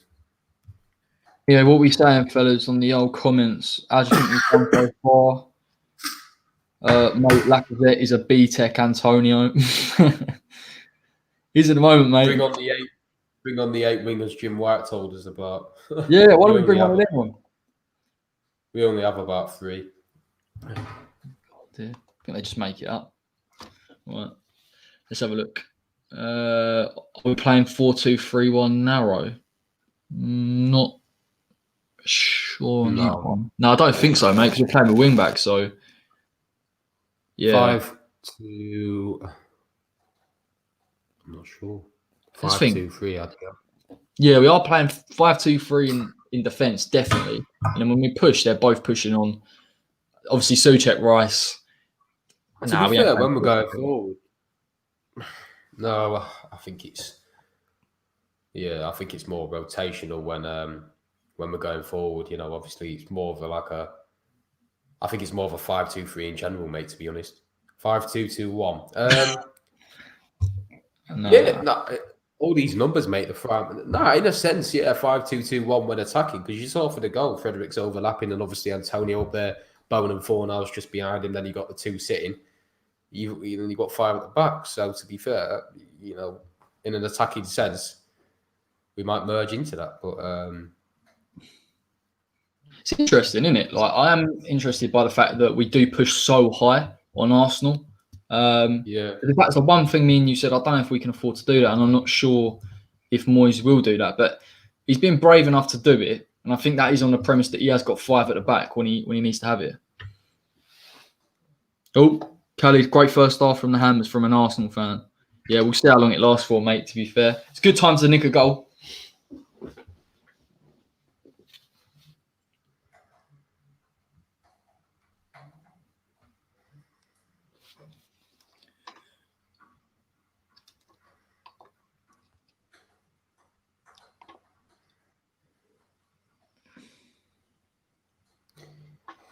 Tactics spot on. Yeah, to be fair, yeah, but I guess playing that offside trap is very risky against Arsenal, because they've got the pace getting behind and time the runs, and obviously for the goal, it backfired against us, and we can't really decide to do that and then just leave one of their best finishers unmarked in the box. It just doesn't make sense. It's counterintuitive. So, we do.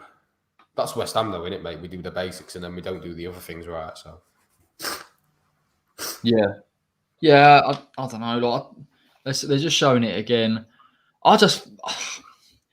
Maybe it's Creswell, maybe it is the midfielders. I don't know, but I just feel like if you're playing a back three, Lacazette shouldn't find that space. Just shouldn't find it. no, Way too much. he won't change anything now until we go 2-1, down 2-1.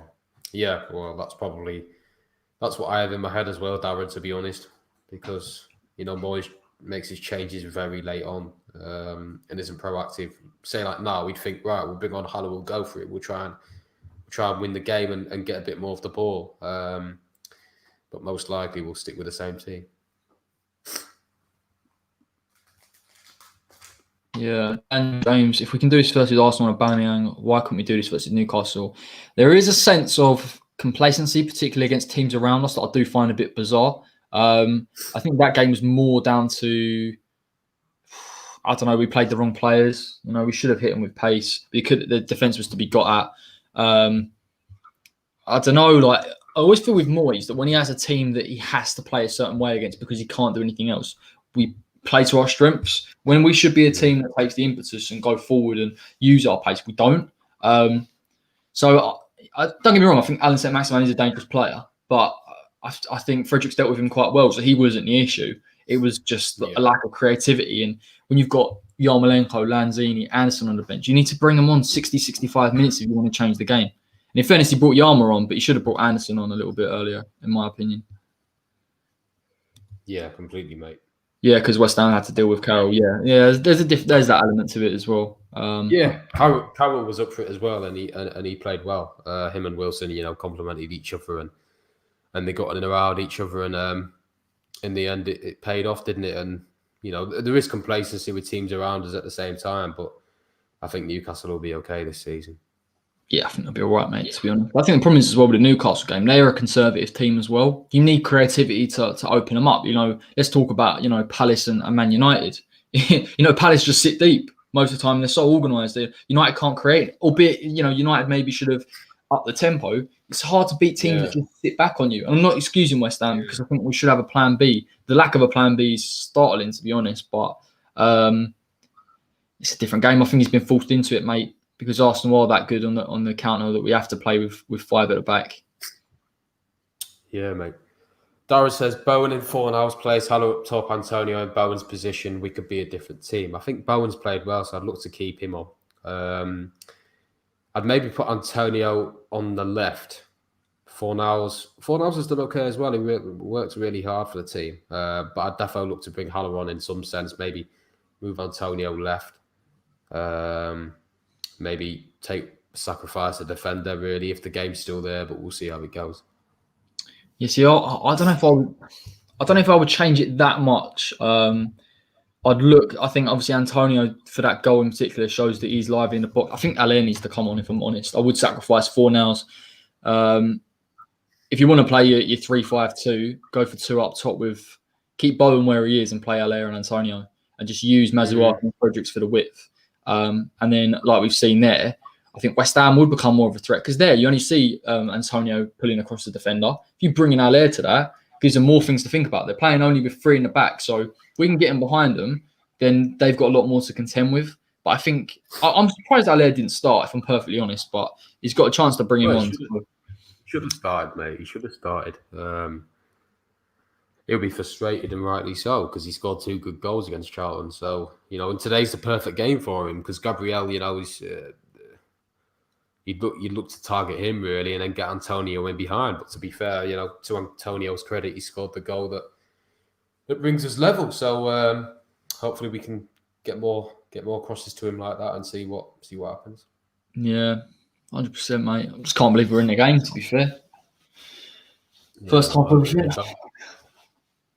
I know, if only we had Dean Garner to bring on. Yeah. If only we had another... Yeah, one of those 7 wingers we've got kicking around. Why don't we bring one of them on? Yeah. Crazy, man. Jim White, eat your heart out, mate. I would love to have Jim White on this channel. But honestly, I would be... That geezer. I'll leave that to you, mate. I'll just do the editing.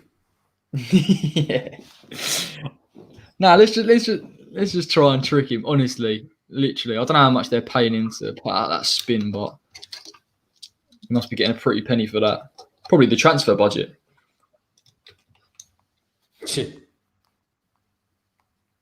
I just think TalkSport, I like it. We all listen to it, don't we? It's more like it's there to create controversy. Like without it, it wouldn't really be the platform it is. So Jim White is the perfect puppet for that, and he's good at what he does. But the fact that he thinks West Ham are well run is ridiculous.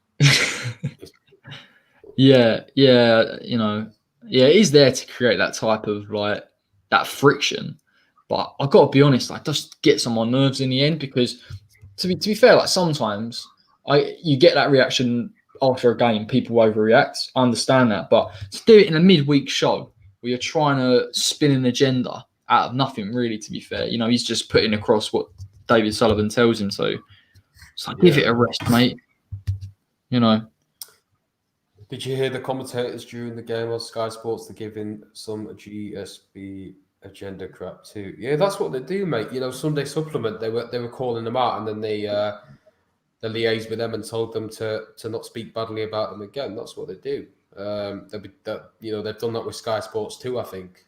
So because they don't want bad publicity because it's getting the better of them. But I'm sure Sky Sports will have the same opinions that we do. They just have to be quite generalised about it and not slag them off because obviously it's a massive platform. Darren, Sky are afraid of lawyer letters. Exactly, mate. Listen, the only thing I will say is we know from X's podcast that it is getting to them, and we just keep the pressure on. We just keep going. They'll crack. I don't think they can do it. To be fair, I like the owners, mate. I don't like the owners. What's that? I was just saying I like the owners. Then I was just saying I didn't. Oh no! Do you know what? Like, they'll crack. They'll crack. I mean, I think they all. The problem is with them lot is they think that put something out, it'll go away. Put something out, it'll go away. And in previous years, it has done. These kind of things just go on, and we let them go. We ain't letting anything. Yeah, COVID came at the perfect time for them as well. The perfect time. Imagine if this old Diangano and fans were back in the stadium now. It'd be toxic as, mate. And fair play. Round two. Fair play to the Hammers United lot as well. They went up to Arsenal today with a GSB banner out. That's exactly what we need. And I'll tell you what as well, when we get back to the grounds, it will kick back off as well. Every game. It'll be hell in a cell, mate. It'll be hell in a cell. Yeah, we're not going to let them get away with it. Hopefully. They're just not wanted, innit? Like, you just don't. I hope they genuinely don't turn up to any home game. Like, when we go back, like, just don't turn up, man. Yeah, but they've got all their security guards around them, so makes me laugh because they've got Sir Trevor in there, haven't they? Just don't. That's pretty relaxed. Just them. Well, apparently, some legends behind the takeover move. I think it's Tony Cottee. Yeah, I've heard that as well. What's Daniel James saying? It's so annoying. You'd think these billionaire companies would have a pair of balls to get where they are. Well, I know where you're coming from, but I've done sports journalism for the last 4 years at uni, so it's kind of, it's you have to be very careful. I know they'll have their own opinions, but they have to provide a kind of medium as a massive platform as they are to have a different side of the story to both views, and it's not their job really to slag them off. It's just to report the news they get. I just find that whole. It's a shame in a way because sometimes you see occasionally people come out like we saw in the Sunday Supplement where they do speak their honest opinion. You should be allowed to speak your opinion. It's a sense of people. You know what I mean? For saying what they believe. I don't know any other club that does that type of thing, to be honest. I think it's only West Ham that put that stunt. Well, Mike Ashley doesn't do it, does he? He doesn't do it. Well, exactly. And he could do it, argument is he could do it equally because obviously the Newcastle fans despise him as well. So, and he gets a lot of stick. I'd love Tony as well involved in the new board. I'd absolutely love it. The geezer bleeds West Ham. Yeah, He's agree. such a good player. So if he can get involved in that new takeover, that'd be one of the best things that's happened to West Ham for a while. I think we need that, mate, irrespective. Like, not obviously if it's Tony, it's brilliant, but like anyone involved with the club, whoever comes in, we need to regain that ethos and that identity. So people like Tony Cottee and Brooking and all those lot, it's important, isn't it? It's just important to the. That's Just why the I backed ethos. the appointment of Kevin Nolan and like Carlton Cole and Zavon Hines behind the scenes, because the players that have been at the club and understand West Ham. And if you have players like that understand West Ham and the old West Ham before this one, then it's good to have, mate. Especially Carlton Cole, he's seen it all. He's seen everything at West Ham. So I think Kevin Nolan as well. I think he's massively important. Yeah, he knows West Ham as well, and to be fair, I wouldn't mind him as manager at some point. If Moyes left, I wouldn't mind Nolan stepping up, because I think he's got the right traits to be the West Ham manager, if you know what I mean. But I'm not calling him for him to be the manager long term, but I think short term he'd do a good job. yeah, that's definitely an argument for that, mate. Like, I think people said the same about Joe Cole when he was talking about coming to West Ham, or like that's the type of appointment you need a bit. And I think the thing with Nolan as well, he has been captain of the club. So, I mean, and he'd be able to get the players on side. He's a people person. They do respect him. Yeah, if anything did happen to Moyes, and we did get to, Christmas and we were in the bottom, I wouldn't be adverse to it, to be honest. I think it would just possibly just galvanise us a little bit. Good shout as well, Trevor Sinclair being involved, because obviously we've seen his passion come across lately, and in talks on Twitter, and imagine, mate, you just had loads of West Ham legend, Billy Bonds, Trevor Sinclair, Tony Cottee, all taking over West Ham. Gorgeous, mate. What we need. But I don't know whether these rumours are true about them not wanting to sell until 2023, which, if in that case, will be in League One by then. So I'll tell you what, I don't know why I'm laughing, but I do think if we did go down, we'd struggle to get back up. Really, really would completely. Yeah, we would completely. Yeah. Under them, anyway, if we had new owners, when we were down and we completely rebuilt, which is what we need anyway, to be honest, then we'd be fine. But if we were stuck with them until 2023, we'd be playing in the conference before we know. God. Right, listen, mate, would you if West Ham got relegated and they left, would you take it? I'll say what? Like, would you take getting relegated? If we got relegated and they left, swap them out. Yeah. I think we need it anyway. I think we need a rebuild from top to bottom in terms of the whole scouting system and the whole squad, because I think there's too many players in there that have been there too long and aren't really improving and more regressing us in a sense. So yeah, I'd like us just to. It's a bit like I'd like to just start over, put a structure in, put a system in, a long-term plan, and then we know where we're going as a club. Do you know what I mean? And we can kind of say, even if we do struggle, I think even with West Brom, people pointed it out. They underwent a rebuild after Darren Moore left and they didn't get promoted. First time of asking, and brought this director of football, etc., etc. And even they've come up now and they say, it's part of the rebuild. We'll stick with Slaven and eventually we'll get there. It's the right attitude to have, and it's good to see that it's possible. People say, look, I think people buy into stuff more. Even if the club or the football side isn't going great, if they see where we're going. I think that's the issue with West Ham. You don't see what we're aspiring to, where we're going as a club. Just sort of milling around the relegation zone for the past 5 years. It's just mixed reports. Obviously, Dan said there that will be sold. I believe will be sold in January. Obviously, reports going around about that secret agent, but I know he's been involved with Spencer, and X has called him out saying he's a load of rubbish. So I don't know what to believe on that. I think we'll be sold by this time next year. I think we'll be under new ownership, but I can't see it in January. I think they'll look to asset strip a bit more and just piss us off even more before they leave. I just can't see them leaving. There's something about it where I just look at them thinking they will literally dig their heels in for as long as they possibly can. And I just think, I think if we can get back into the stadium, we can make it difficult for them. Then I think we're right. We can force them out within a year, but I don't know, mate. These people are like, honestly, they'll just take it for as long as they can and see what they can get out of it. Completely, man. I'd love some. someone. Oh yeah, go for it, man. True, mate. But then if they're asset stripping, they're getting their money now. The value of the club won't necessarily change, obviously, unless they get relegated. But they're doing so they're not spending any money. People have actually suggested that the reason why they're not spending any of their money or adding anything in is because they are selling Masuaku with a shot from 20 yards. I've actually liked Masuaku in this game. What do you think about him at the wing-back position? He's done well, mate. Yeah. He's done well. We calling it for a while. Yeah, on the asset strip comment, Dan, it's that's their aim, really. They need to do that, and they need to get rid of the players, and then they want to sell us for £800 million, don't they? Which is absolutely ridiculous. United, that's stupid. They're not going to sell us for that much. Yeah, that is absolutely obscene. Obviously, apparently they're doing that because they believe. Doesn't it cover the clause? This is what the secret agent said. That it covers some sort of clause that they have to give X amount of money. I think.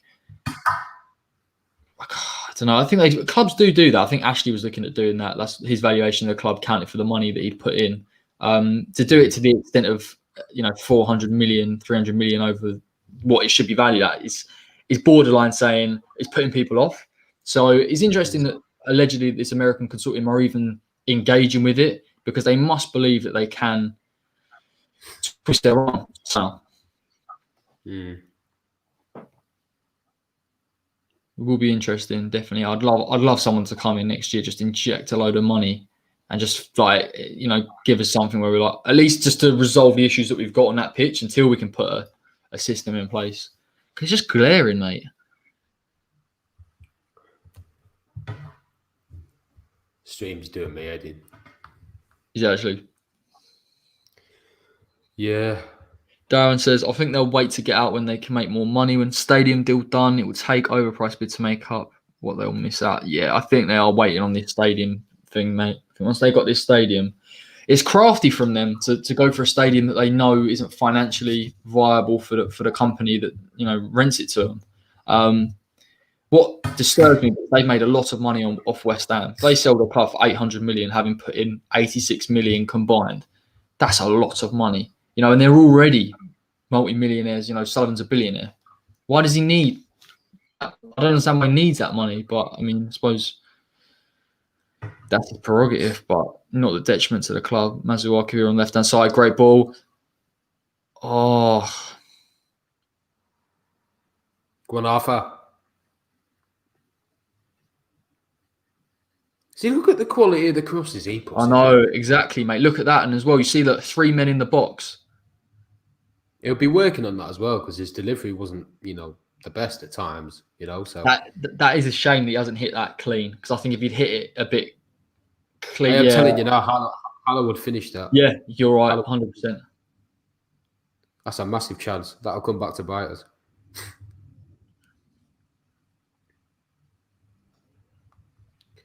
I think any other day he scores as well. Yeah. I think Frederick dealt all right with Aubameyang, to be fair to him. I haven't seen too much of Aubameyang in this game. So far, yeah, but Aubameyang could just obviously cut inside and just back in, like that, can't he? So agree. I think it's hard for me in this game because West Ham they're playing with a 5. Arguably, Creswell's there to double up. Well, not Creswell. Yeah, Creswell. Diop to double up with him, and then they've got Souček and Rice sitting. But I just think it takes literally one counter, mate. One decent ball over the top. Aubameyang's got a chance then. Exactly. That's how good of a player he is. But decent performance, to be fair. I think in the comments we have 21% possession. Yeah, but, I suppose where we are as a club, we just need a result. And we're putting a decent shift in tonight. That's poor, though, that possession. Williams got way too much space there. Way too much space. Good defending in the end. Yeah, that's the thing about Pablo. They're always working hard and, just looking to... True. Yeah, in fairness, So Daniel James, he's central there, but a couple of times I've seen him try and get behind. He has come to the left. He naturally will come to the left anyway because he just wants to cut in. I know Arteta encourages him. Yeah, I think him and Lacazette just rotate a lot as well. That's what I was going to say. They constantly rotate. Yeah. Sorry, mate, cut you out. All right, mate. We're friends. Oh, God. Right. 55 minutes gone. West Ham 1, Arsenal 1. Not too bad so far. No subs. We're looking to see if we can get Allaire on maybe in the next 10 to 15. Game's there for the taking, mate. If we get to 60 minutes and it's 1-1. This is the most winnable game out of the next 6 for us. Out of the big 6 that we got coming up, this is the most winnable one, I think. What, more winnable than Wolves? Yep. Interesting. Yeah, I'd have to say on the performance, I can't argue. I think Wolves are a really difficult team. But then I suppose the problem in the past against teams like Wolves is we've gone up with like the 4-3-3 or 4-2-3-1. If we play this formation against Wolves and we sort of match them with their wing backs, I'm not saying we've got better quality than them in those areas, but we might deal with them a little bit better than we normally do. We seem to get picked apart by Wolves. Yeah, you're right, mate.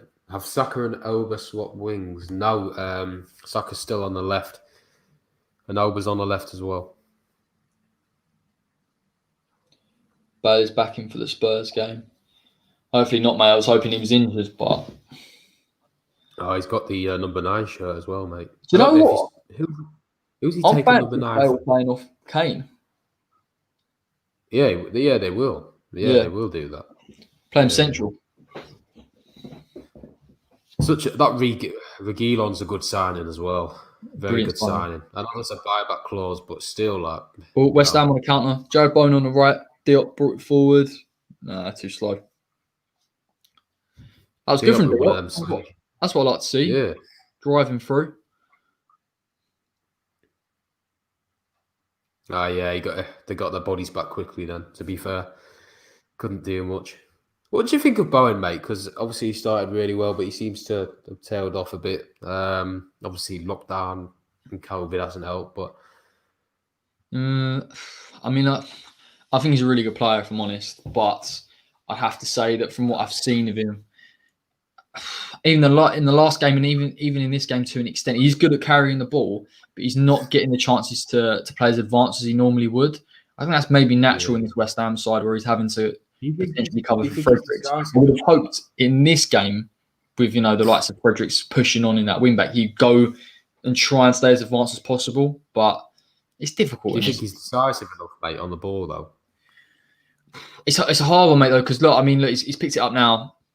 How many men? Like, I'm watching. He's got no men in the box. There's no men making movement in front of him. So it's tricky for him. I can't really criticise him like that. I did think then though he should have tried to just whip it in. But I think when you're playing a team like Arsenal, you want to give the ball away too cheaply. You want to put a crossing when you think you've got a decent chance.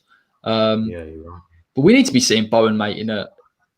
I like it when he plays a little bit more central and he's sort of trying to get in behind the defenders. Because I think he can play that striker role, not as a natural one, but he's got that pace and he's got decent finishing. We saw for Hull as well, 16 goals to January, wasn't it? It was a short period of time. Yeah, I don't know, cool, but I value him for his work rate massively. Dan James, I'm ahead of you lads by a distance. Don't spoil anything on the comments. Shut Daniel, mate.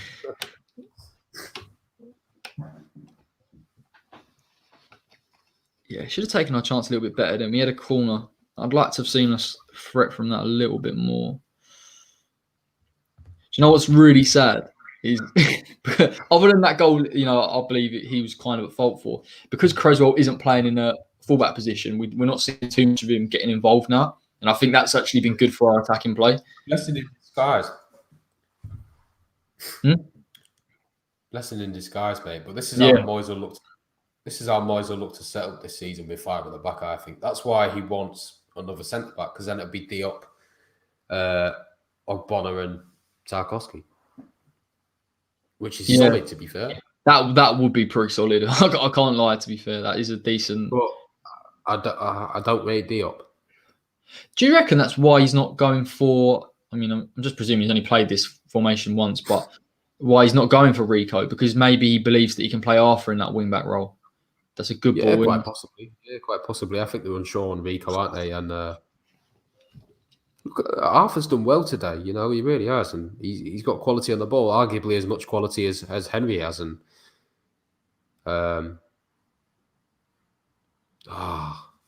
Yeah, scuffs that. We are creating chances. It's good. It's actually good to see us with a bit of decent delivery. It's all coming down that left-hand side. You need to get Alera on or someone, mate. I don't know. We aren't getting the player, though. Oh, he says, don't. No, because Burnley don't want to sell him for less than 50 million. And his release clause is only for City, United and Chelsea. So that's what that's for. And he doesn't want to come to West Ham, so why bother? Yeah, it's just a phantom bid, mate. Like, listen, there's no doubt in Tarkowski's quality. He would really add to this defence, and I think it would be a real natural back three. Could potentially help Diop out as well because the pressure on him is the only other centre back with Ogbonna, but it's not going to happen, mate, in my opinion. At least, you know, if we're going to go for him, at least bid what they've asked for. I think they wanted 40 mil in the end, you know, and they're not even really suggesting that they're going to move anywhere with that fee. So, yeah, it's a waste of time, man. Let's go for other targets. Yeah, we waste way too much time on some targets. That's a good turn from Antonio. Oh, it's not bad. It's not bad at all.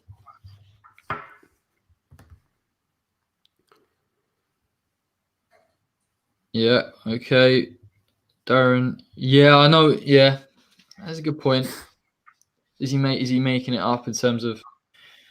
I don't know. It's a difficult one, isn't it? Like, Moyes sometimes sort of these formations just fall at his lap when he has to play them. When we have to play 4-4-2, it's no surprise Antonio Alea played better. When we have to play defensively, it's no surprise Masuaku does well. Yeah, there's an argument that that's not the plan, but I do think it's slightly odd he has gone for Tarkowski, who would have to start, and I can't see him having Diop on the bench, given the money we paid for him, and you know he considers him a first team player, so maybe that is his thinking. You know, he did it at the first spell, so yeah. He's just playing the boys. Yeah, they see Diop as a sellable asset, though, I think. So I think if a bid came in that was reasonable, they'd look to ship him on. We should have sold him when Mourinho went in for like 40, 50. Oh, God. I know. Don't get me wrong, he's got massive potential, but he's not going to reach that at West Ham. And he's too... He will suit playing in a more like Arsenal, more advanced, like possession-based team because he looks to intercept the ball quite high up the pitch and step up the defensive line. But you know that leaves gaps in our defence. Whereas Arsenal, and you know, if he did that at Arsenal, it'd work because you know they obviously press relentlessly and try and win the ball back. So yeah. It's just one of. I mean, the only thing I can compare it to, and it's definitely not the same talent-wise, but Upamecano is what 20, 21. Yep. He's younger. So the argument should be that he should be a raw talent, and yet he's much more composed than Diop is. Do you know what I mean? And you kind of look at him, and I don't know whether he will make that step up. I just feel like I look at him and I just think in possession he's a little bit clumsy. He's not composed. I think some of his decision making's off. And I don't think in the Premier League where West Ham are at, we can afford to have that type of player as a bit of a passenger. Because in the important games, if he lets you down, you know, and he sprints forward and he becomes too aggressive and he doesn't win that ball, we can see the goal, an important goal. So, yeah, God knows, mate. I mean, I think we just would suit for it back, if I'm honest.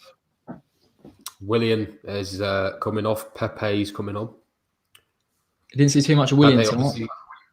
No, Pepe obviously scored that banging goal last season against us. I like him, mate. I think he's a great player. But I'm not. I don't know. I'm not sold on him massively.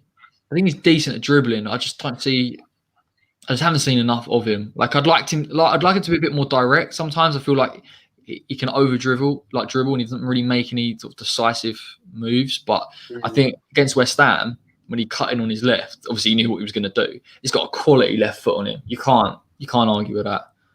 Yeah, you can't give him space on his left foot, mate. No. Nah.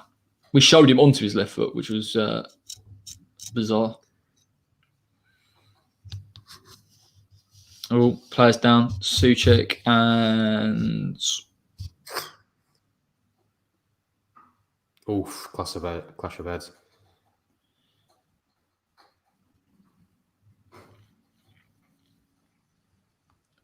Pepe's overrated, according to Dan. I don't think he's overrated. For the price tag they pay, you know, he's not worth what they paid for him. But I think he's a very good player. Oh, Xhaka. Takes time, mate. It does. It just does. Do you know what I mean? I think we haven't really seen enough of him. He was playing in an Emery team for a long period during that season. So I think Arteta's got these players working really well, in fairness to him. So, and I think it gives Arsenal, you know, their strength in depth. It improves. Willian can probably play a 10 if he wants to, you know. Pepe come off that right and come to his left. So we'll see, mate. We'll see how he progresses this season. God, that's a tasty one. Tomorrow night, Wolves versus Man City. Ooh. City will beat him. Yeah, I've got City to beat him, actually. But I just like Wolves City games. They're always the same. Remember last year? Ooh. What was it, like 3-2? Something like that. I remember when Wolves beat them 2-0. Just hit them on a counter with Traore. And they just couldn't cope. Oh, yeah. That was the birth of Traore, wasn't it, really? He'll cause us problems next week as well. Souček off the post. Oh. Just about to see that now. Another good ball from Masuaku.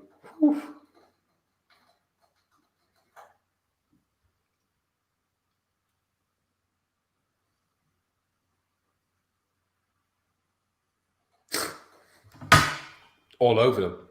Yeah, put him under real pressure. Good ball. Honestly, I was Antonio. I thought it was Souček. It was Souček. No, it was Antonio, mate. Watch it. It looks like it first time, but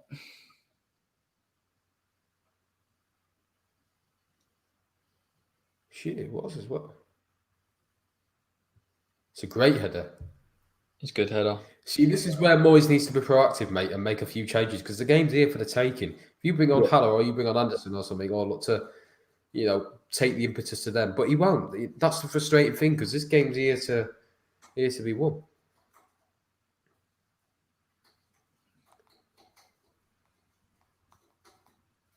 Nice ball, Jared Bowen. This is great from West Ham. Pressure in the box.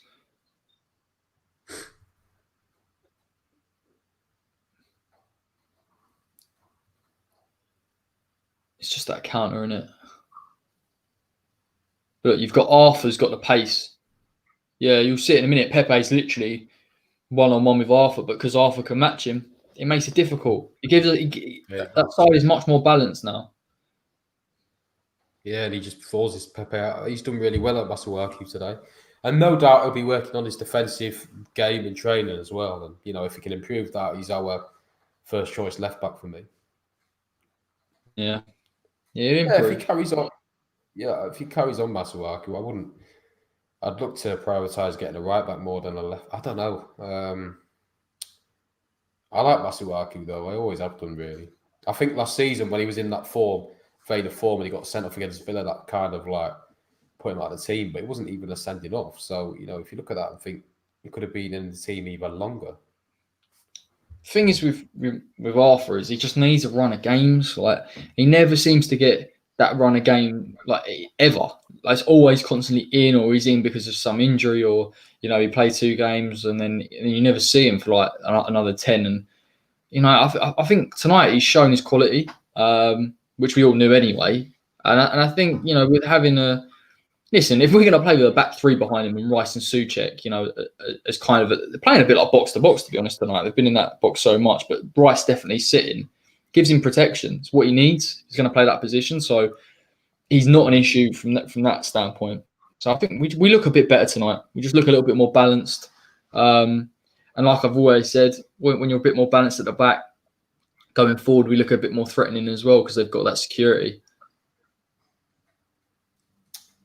Darren says time for Holler. That keeper is looking shaky. Yeah, completely. Looks to bring him on and put the pressure on him, really. Daniel James, I hate that Moyes is so reactive instead of proactive. Yeah, I agree. I think that is one of the massive criticisms of Moyes as a manager, that he does seem to stick with in games that like you say, you could turn the screw. We should be looking to bring on some attacking options now, because I do think Arsenal are there for the taking. He leaves it too late. That's the sign of a good manager, though, isn't it? Making the right subs at the right time, and Moyes kind of never really does that. And even in his team selection, most of the time it's completely consistent. Even tonight, he's only made one change, so he's just one of the managers that doesn't like chopping and changing too much. I guess, mate, the flip side to that is keeping his team consistent, is that he wants it to gel, and that, like, you know, he's trying to really implement a structure with that team. And I know, though, but you need to play players on form. But maybe like he's looking at that team thinking, right, they're going to be the regular team, and we're going to try and get them played together.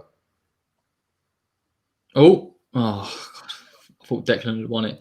Declan's had a good game tonight as well.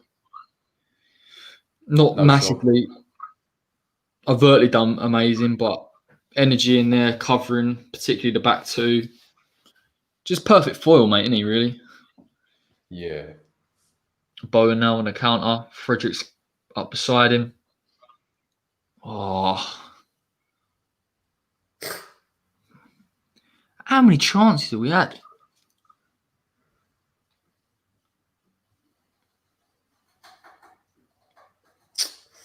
He should have played in Fornals then, Bowen. Fornals was in a great position.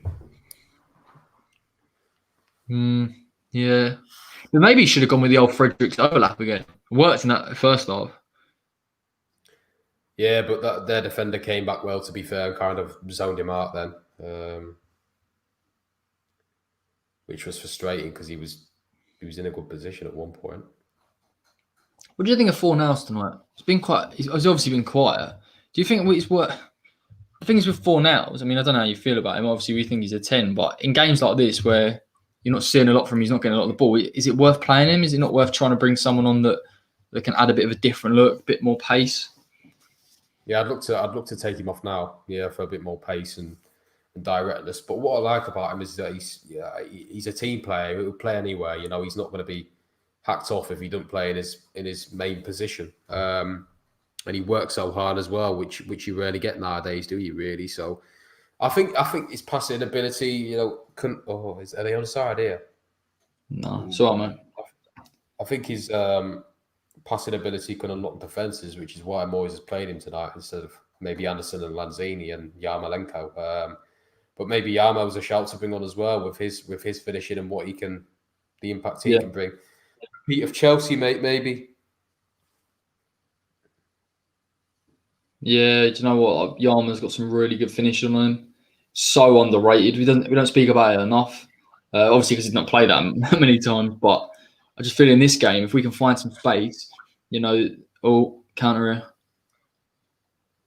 Especially on the right, for him to cut inside.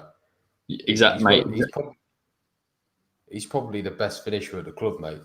If I'm honest with you. Yeah, he's definitely up there. He's definitely I think in this game as well, like if you've got Fredericks, is giving you that width and that security, gives Yarma the perfect chance to sort of cut in and stay a bit more central in that attacking. And I think it would benefit us a little bit because we are taking shots from distance here. I know it is hard to break Arsenal's back three, which is possibly why. Are they on?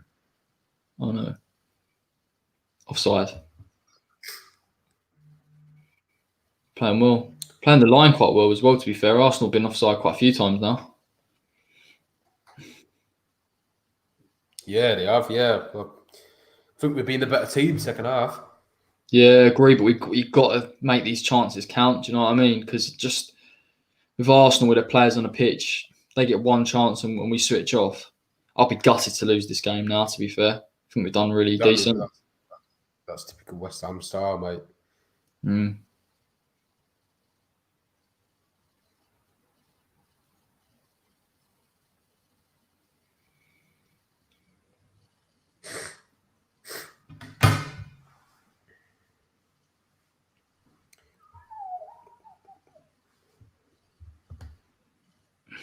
Saka picks it up on the left-hand side, trying to cut in. Yeah, well played, Fredericks. Jesus, Arsenal have had 1 shot second half. We've had 8. Dan James said. But if you don't turn them into goals, it's frustrating. But we played well tonight. This is what happened last year, though, mate. We peppered them, but Lacazette scored with 15 minutes to go, and it only takes a little flick of the switch from them, and then they've scored. Whereas us, we have to work hard for that goal. Yeah, Arsenal just haven't really. I think in the first half, Arsenal were trying to play through the lines a little bit. It was quite difficult for them. Now they kind of resort. I mean, we had a lot of possession, particularly in those first 10 minutes. Now they're kind of resorting to try and playing it long and play it over the top. But I think West Ham have showed a bit of defensive quality tonight. In fact, they have caught them offside, and when they do get in behind, they are working as a team to cut off that space. They're bringing on Eddie and Nketiah now, so they are going to try and push it. I beg we just make a change, mate. I'm just screaming at Moyes making a change now. Bring someone on. Look at them being proactive. That could be the difference. And Nketiah, if he gets a sniff, he'll score. So that's the difference. Moyes doesn't help himself. If this was Slaven Bilic now or Pellegrini, they'd be making a change. Yeah, they just saw that dangerous ball from Zabas over the top. He's obviously got that quality. Finding a Aubameyang, just got to watch out for that, man. That's such a dangerous run as well. Yeah, no, that's was a dangerous move actually. Yeah, Darren Butler. There's different. Arteta making changes. Moyes will hope for the draw. Yeah, I think that's what we're seeing here, mate. We're not only in the game. We've been on top now for nearly 20 minutes. And the problem with not taking the chances and not taking impetus is now you'll see Arsenal try and push the issue. And we got into concede now.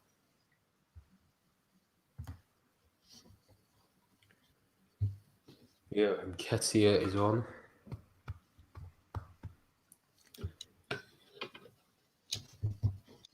Yeah, controversial. Fredericks has done well. I was thinking Darren as well, mate, to be fair. When I do my 3 things we learn, unfortunately, I am going to have to say he has done. I mean, not unfortunately, he has done well. I can't lie. He's got an assist. He's defended well. I think this system suits him. The two fullbacks that we've got the biggest concerns over defensively, or some of them are Masuaku and Fredericks, and arguably in this system they've done well on both ends, really.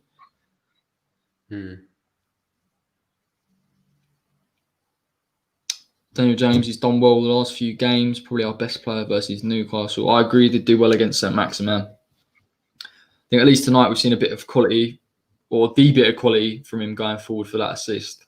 Needs to do it more. Needs to be more consistent. I still think we've seen Masuaku deliver much better crosses into the box.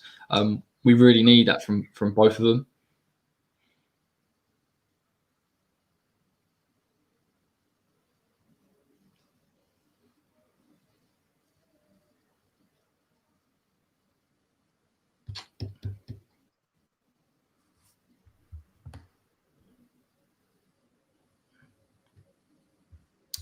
Yeah, damn, we do need a stronger centre back than Cresswell for it completely. That's why we're probably looking at the likes of Tomiyasu or Tarkowski or someone. I think we definitely will bring a centre back in. Well, I hope we do anyway. I think think that's the priority at the moment. Aubameyang.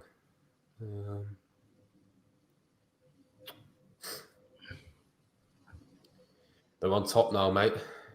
Yeah, and that's what I said, wasn't it? We don't take our chances, they'll start creeping back into it. Yeah. But that's the thing as well. We've spoke about bringing on players that are going to give you attack and impetus, but we forget that it's hard to play in this system against Arsenal, constantly trying to drag you out of position. We should be looking at least to bring somebody on, a fresh pair of legs. Cullen would have been quite a good choice for this game. Just to bring on. I'm still crying about that. Yarmo time, lads. Is Yarmo coming on then? There he is. Who's coming off 4 now?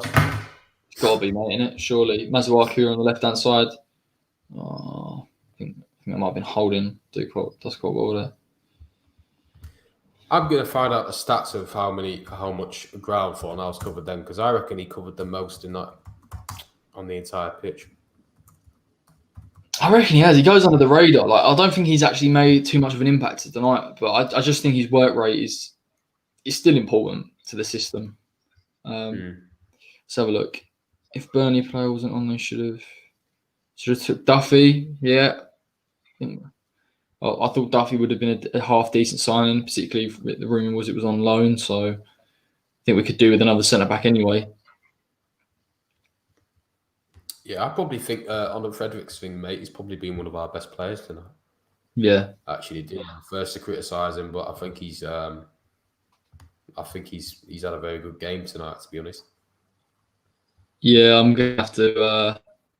I'm gonna have to follow up to my mantra of criticising when due, but also give him praise, and he does deserve some praise. To be fair to him, can't lie on this. 3 clearances, 2 interceptions, 1 tackle, 1 out of 2 ground duels, 1. 88% passing accuracy. He's done really well, mate. That is quality, to be fair to him. Cresswell as well. What's that? Cresswell? Yeah, he's done well as well. Yeah. Apparently, he's got the joint highest rating on here, along with Ryan Fredericks. I don't know, man. I still think he got something to play in that goal. But yeah, probably overall he's done all right. I'd like Stones in this kind of system. Yeah, Stones. I don't think Stones is actually the best defender. I think he'd struggle at West Ham because obviously we're behind the ball a lot, and I think Stones suits City because he's obviously got a good passing range on him. But I think I'd personally, in my opinion, look for other options and not Stones. Yeah, Bowenoff. Right. You sure? Yeah. So straight. Honestly, sometimes he subs. Maybe he's just knackered, but I just wouldn't have taken Bowenoff. No. He's a threat. He's still a threat, Don't get it. Happy with that sub. Moyes has done well there. You think, mate? I don't know. Like I like Bowen to be on the pitch. I just think he offers something in behind. I'm not saying Yarma doesn't either, but I just think I think Allaire would have probably been either the better sub or to take off 4 hours, maybe to impact the game a little bit more. I would have liked to bring Hallow on. Yeah. As well. I don't think we're going to see it now, to be fair. I can't believe we're not going to see Allaire. Game was there for the taking. Or game is there. Who knows?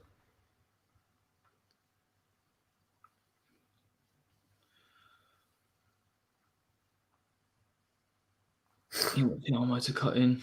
Yeah. Yarmo coming quite central here.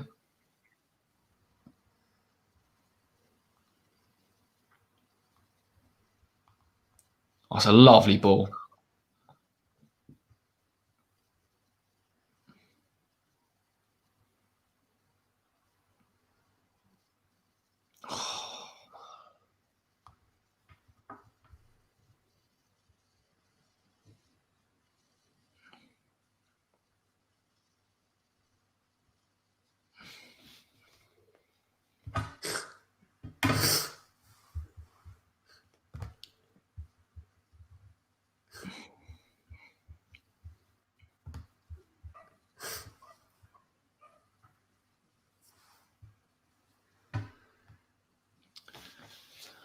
Come on, West Ham. Pull something out of the bag.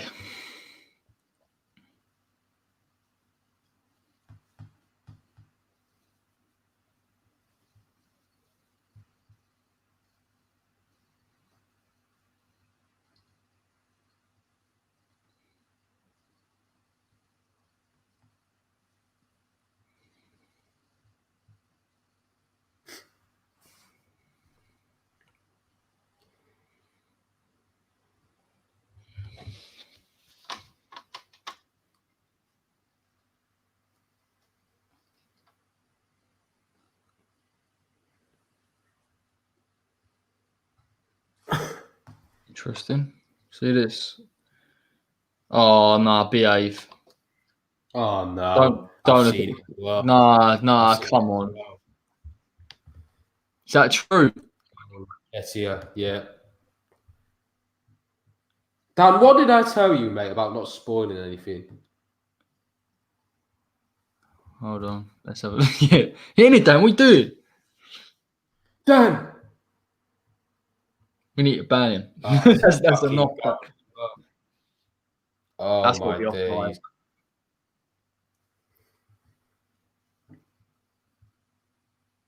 No, it's not. It's onside. Goal.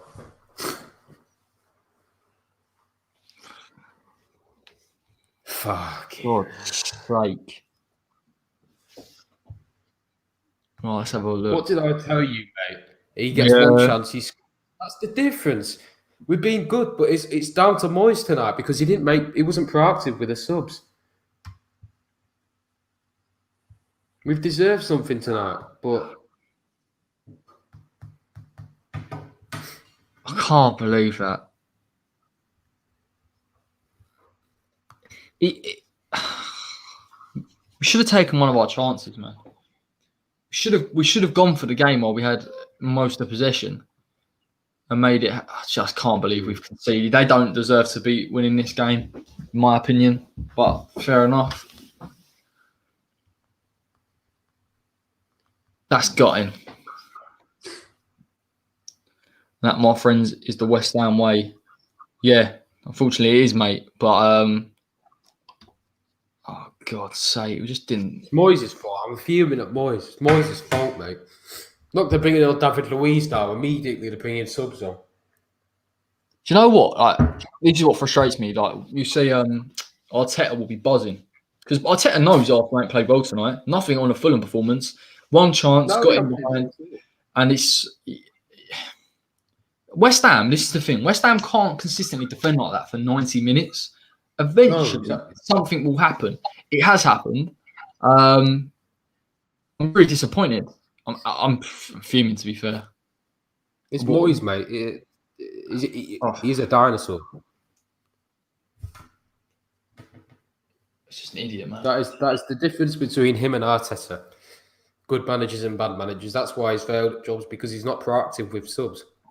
It comes back to bite you on the arse, mate. I said this half time. I said it would come back to bite us on the arse if we don't make any subs.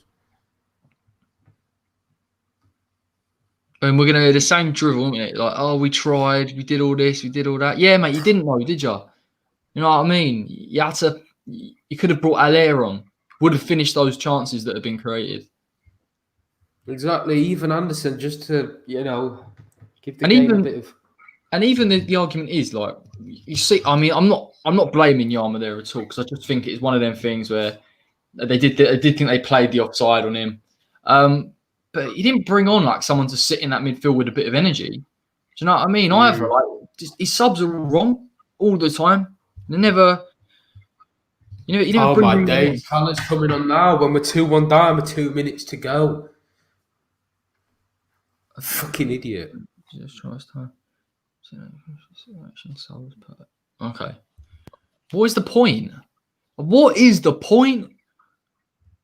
What? I don't even get why you do that. Like, you make those subs here when you're winning 3-1 in the game. You go, I'll give matey about 5 minutes on a pitch. That's when you do it.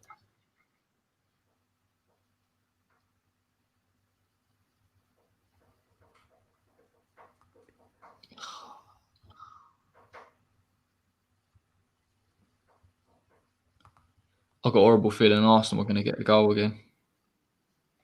Game over, mate, innit? Seething. Easy this game. And it's him, man. It's him. I'm not being funny. Yeah, we've dealt with Aubameyang well all night, and you just wrong subs, wrong time. Yeah, Alex late and bring on Anderson on in the 89th. Yep, exactly, mate. What is the point? I think Darren's made the point as well. When he had 5 subs, he brought on 1. Yeah. Again, this is my issue with him. Oh, Anderson is actually genuinely coming on. I thought he meant about the other game. Yeah. Okay, so he brings on, right, the 2 players that played well midweek that could have changed the game earlier with a minute to go. Unbelievable. Masuaku's done well, fair He's play done to him. very well. He's done very well tonight. Been very impressed with him. But again, like, mate, you see on against Charlton, Allaire, takes opportunities with good delivery in the box. We've seen constant, decent delivery all night from Masuaku. And it just frustrates me that he's kind of ignored that and not really said, you know what, why don't we just try and do it earlier? I think had we conceded now, having tried to take the front foot, we could have just said, look, that's just typical West Ham. But I do believe that he has to take responsibility for this, because I can't really pinpoint any players that have played terribly. Of course he does, mate. Moyes out, almighty twig. Moyes has thrown it all away. Replace hard work. Yeah. It's frustrating, man. It's just a joke, mate. Same old. Won't progress under Moyes or under these owners. Moyes is just as bad as a yes man. Took the job because he had no other job opportunities available. That's why. And I think as well, like he almost gets he gets a free pass in a way because the owners are so bad, and he hasn't brought anyone in. But we've got to remember it. His management hasn't been great at all. He hasn't improved these players. We haven't improved as a club at all. He's got lucky with a few Antonio decent performances and a performance against Chelsea, but ultimately the teams are worse than us.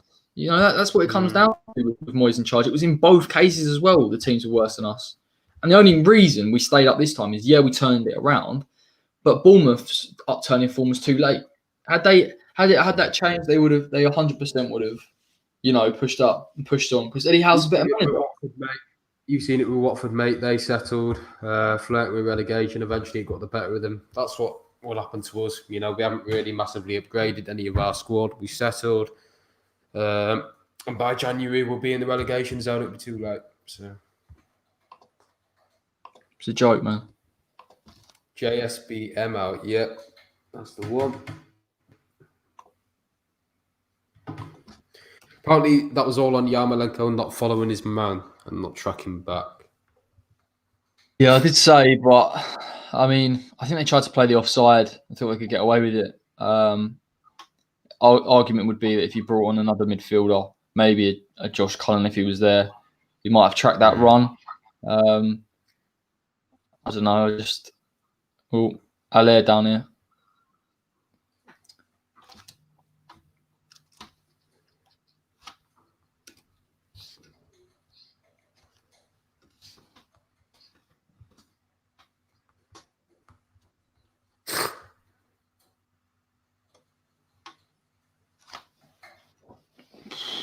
Jeez, it's tough, isn't it?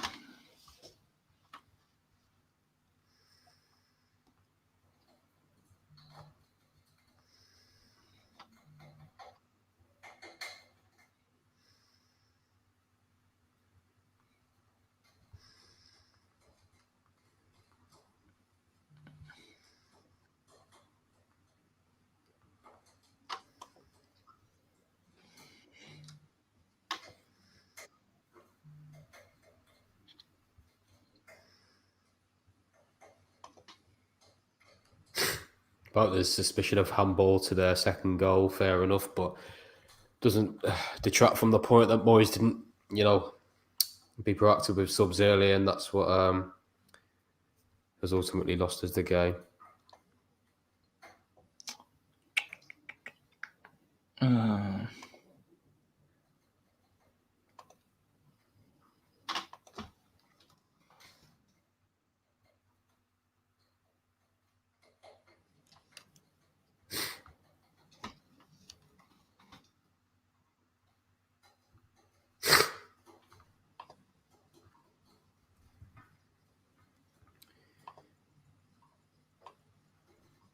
And that's it. Arsenal 2, West Ham 1.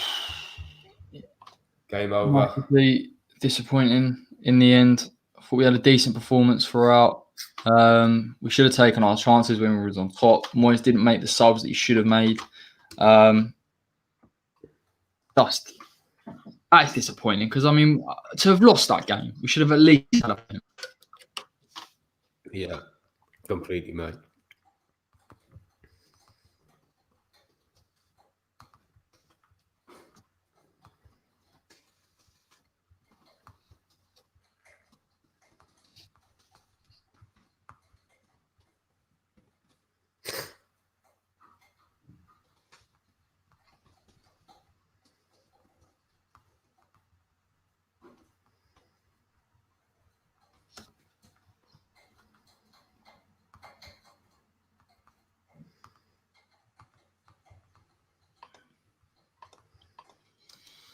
God, stunned into silence, mate. I know, mate. Jeez, man. That's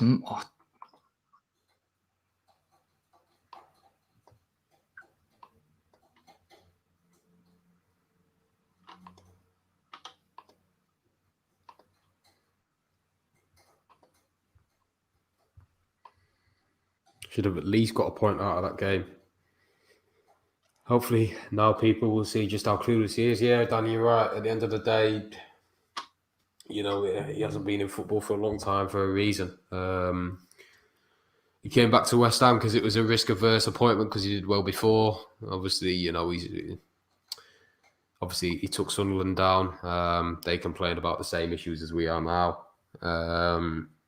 But obviously he knew the player, so it was a risk-averse appointment. But, you know, we could have appointed so much better. We could have gone for Eddie Howe, but it's just same old, mate. Yeah, let's have a look. Imagine if Rice goes. Yeah, I mean, this is the thing, right? I think, you know, yes, you know, Declan, I don't believe he's going to hand that transfer request in, but I think when we have performances like this, he's going to sit there and think, I'm playing with a manager, you know, that doesn't take the lead, doesn't make the right decisions. You know, we can't. He's had a free pass for a long time, particularly in this transfer window. Now we're looking at it and saying he's actually now making detrimental decisions. And you know, even when he come in and he obviously won that game 4-0 last season against Bournemouth, but seasons he won one game. You know, it's nuts, mate, and it's he's not a good manager. We've got a half decent team that he should be doing better with. In my opinion, we should have at least got a draw tonight. And we definitely could have pushed for the win. Someone's saying on Twitter, individual game errors lost us the game, not Moyes, which I don't really understand because Moyes didn't help us win the game, really. Let's have a look. I'm so angry. Moyes and GSB out. Yeah, it's definite change in approach towards Moyes. Can we have a red kit so decisions go away? Yeah, mate. I got to say, I just think maybe we should have taken the impetus tonight. I haven't seen the handball for the second, so I can't comment on that. System worked well, but the subs are ridiculous. That's probably the best way to summarise it, to be honest. It was a good change in system. We did look a bit more positive. It was the right thing to do. But just to have been on top for that long, to have that possession as well, and not even being under the cosh, that's just massively frustrating, man. Just goes to show. Yeah. I mean, look, Arsenal have got danger men, but let's be clear. I don't think any of them particularly stood out tonight. I think the system frustrated them a little bit. I think they couldn't play with a normal rhythm. There wasn't holes behind. The one time they did get behind, they scored, and arguably we tried to play the offside. It's a hard one, mate, because I can't really criticise our defence. I can't. That's been a problem area for a long time, but I thought we were solid tonight. I just think on the other end, we could have brought something to affect the game more. I can't really even say players like Antonio played badly because one, he scored the goal. Two, he hit the post. He was a danger. He played central. We caused them issues. I don't agree with taking Bowen off as well. Took Bowen off rather than put Yarma on. It doesn't. No, because Bowen's work rate, mate, is very good, and Yarmo's obviously not. He's getting on a bit now, and he's not as quick as Bowen. He's not as hard working. So that I would have kept Bowen on. That's what I mean. I would have maybe partnered Yarmolenko up top with Antonio, but Moyes ultimately lost us a game because he didn't change it up when we were on top. And then we both said, didn't we, that they'll have a period where they're on top and they'll probably take the chances because they brought Nketiah on when Lacazette was looking tired. So this is the difference between good teams and teams like us that are going to struggle this season, mate. Yeah, and that's the thing, mate. Like, even in the games where we are on top and we look to win, we're not doing anything against the teams that we should beat on paper or at least compete with. We don't. That has to come down to the manager and the tactics. I'm not, and I think Darren pointed out earlier. This 3-5-2, is it his plan overall? Was it his plan? We haven't played it in pre-season, and this is what I mean with Moyes. It's like we fall into certain positions and something happens. Do you know what I mean? And he doesn't have that quality, does he, to make the right choices at the right times? And that's why I feel we aren't going to push on under him. Let's be honest. Do you know what I mean? We are kind of waiting out the inevitable, but he got it wrong tonight. And I don't think he'll come out and obviously say that. I think he'll say that we were unlucky, he played well. But he has to take a degree of responsibility.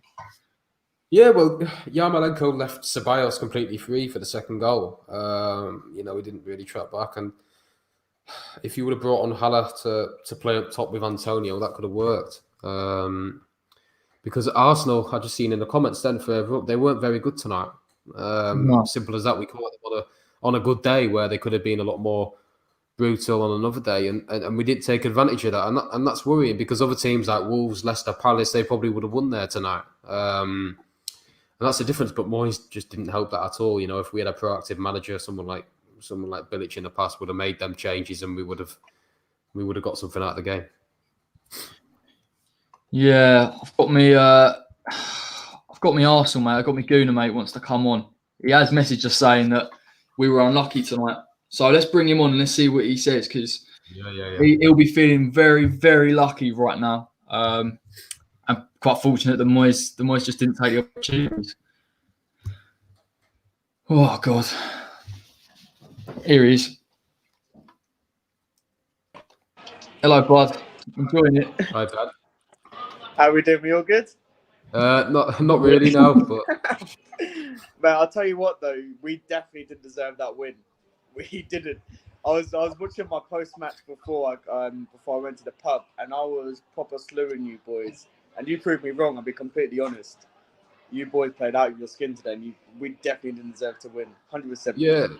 Yeah, we played well. I think we got the tactics spot on, 5 at the back to nullify Aubameyang and Willian. I don't think Willian had the best of games, which was pivotal in us, getting something from the game. But I think what we're frustrated about, Ben, is the fact that we didn't make the changes when we had that period of play in the second half where we had them chances, and the difference with Arteta made that change in Nketiah, and he got the winning goal. So that's the difference between a good team and a bad team, Arsenal and West Ham.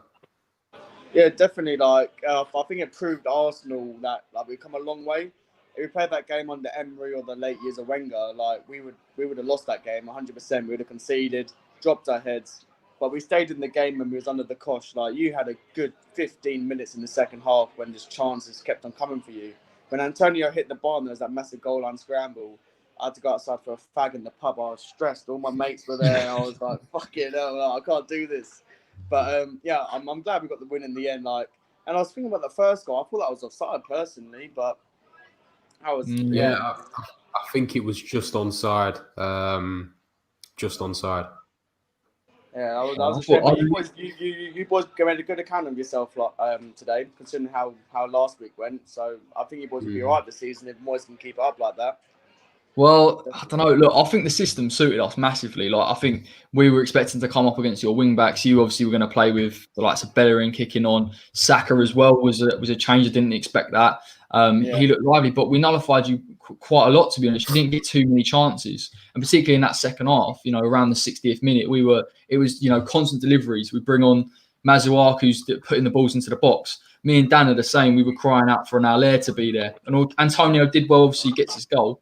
But I just think Moyes needs to take that impetus more. It was a game for us to go on and try and get that win. And you play against Arsenal, you switch off for 1 minute, all of a sudden that happens. So we are massively disappointed, mate. Yeah, I can imagine. You was all over us. I think Gabriel had a great game last week. Proper shaky today, proper shaky. And I think he wasn't expecting Antonio to be that strong and physical against him.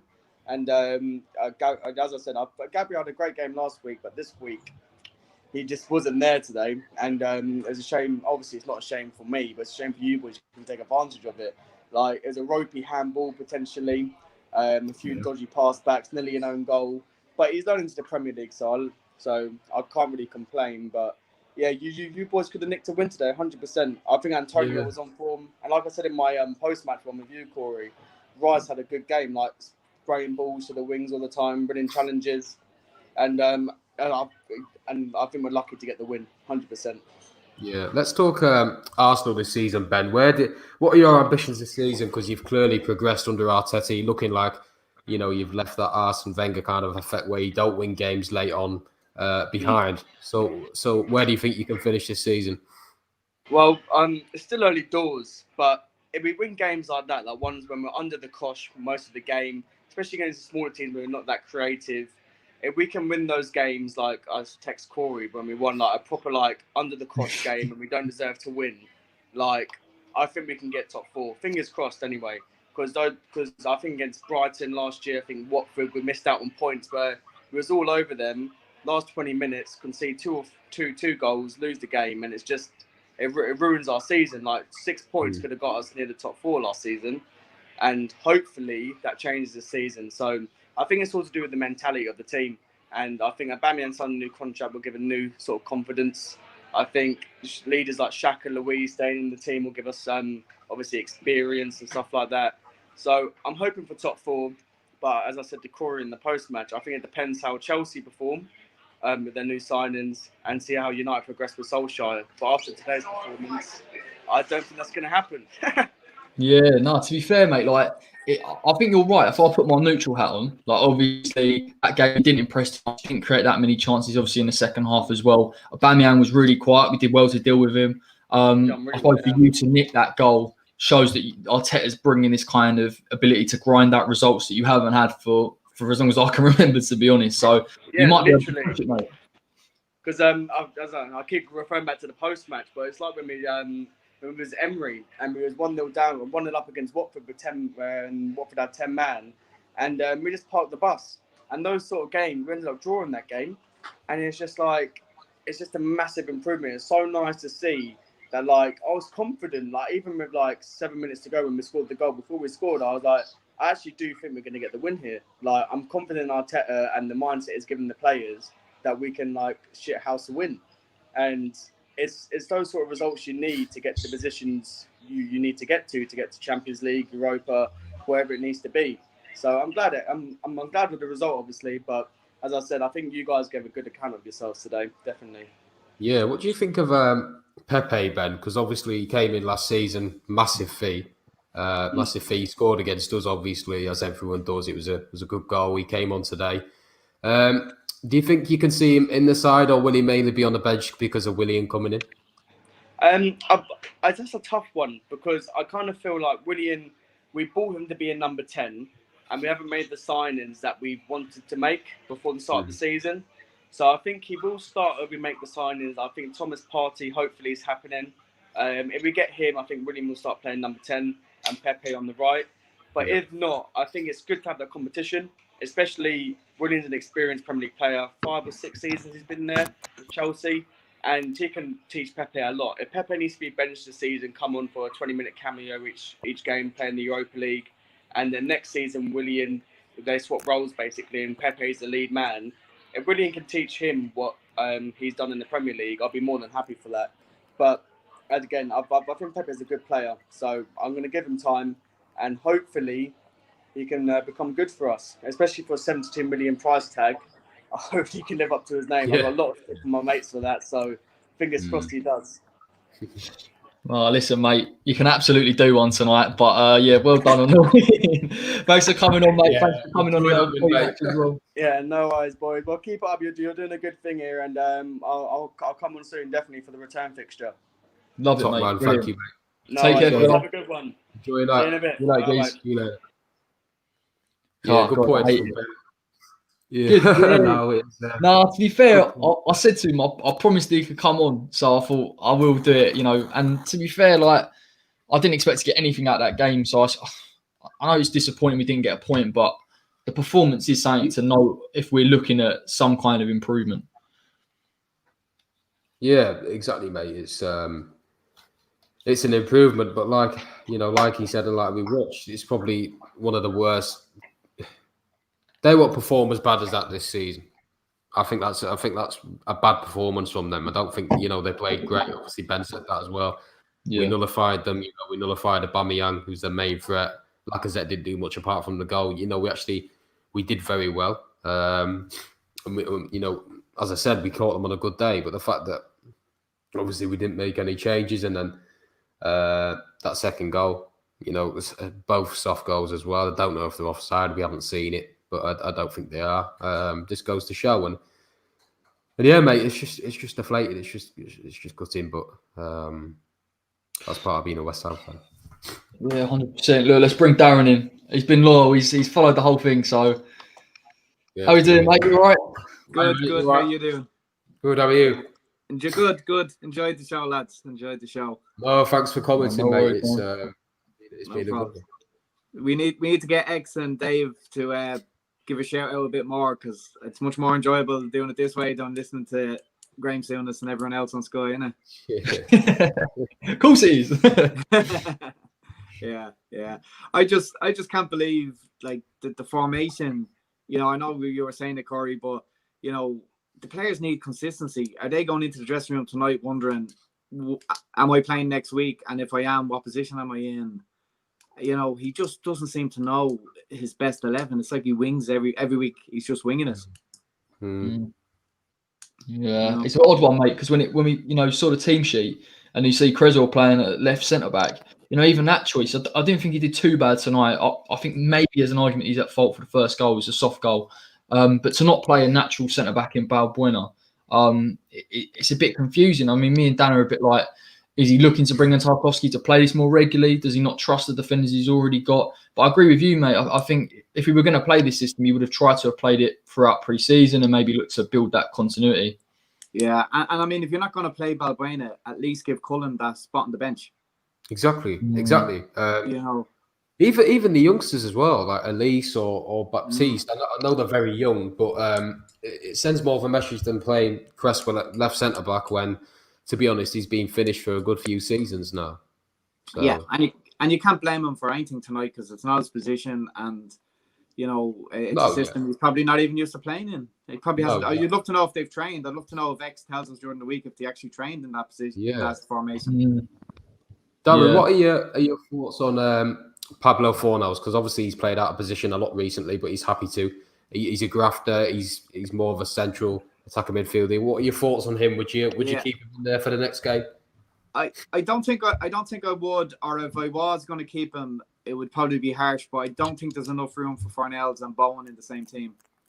Right. They're two grafters. They will run for you all day. They will get great stats, but it is a results game, and I just don't think there's enough.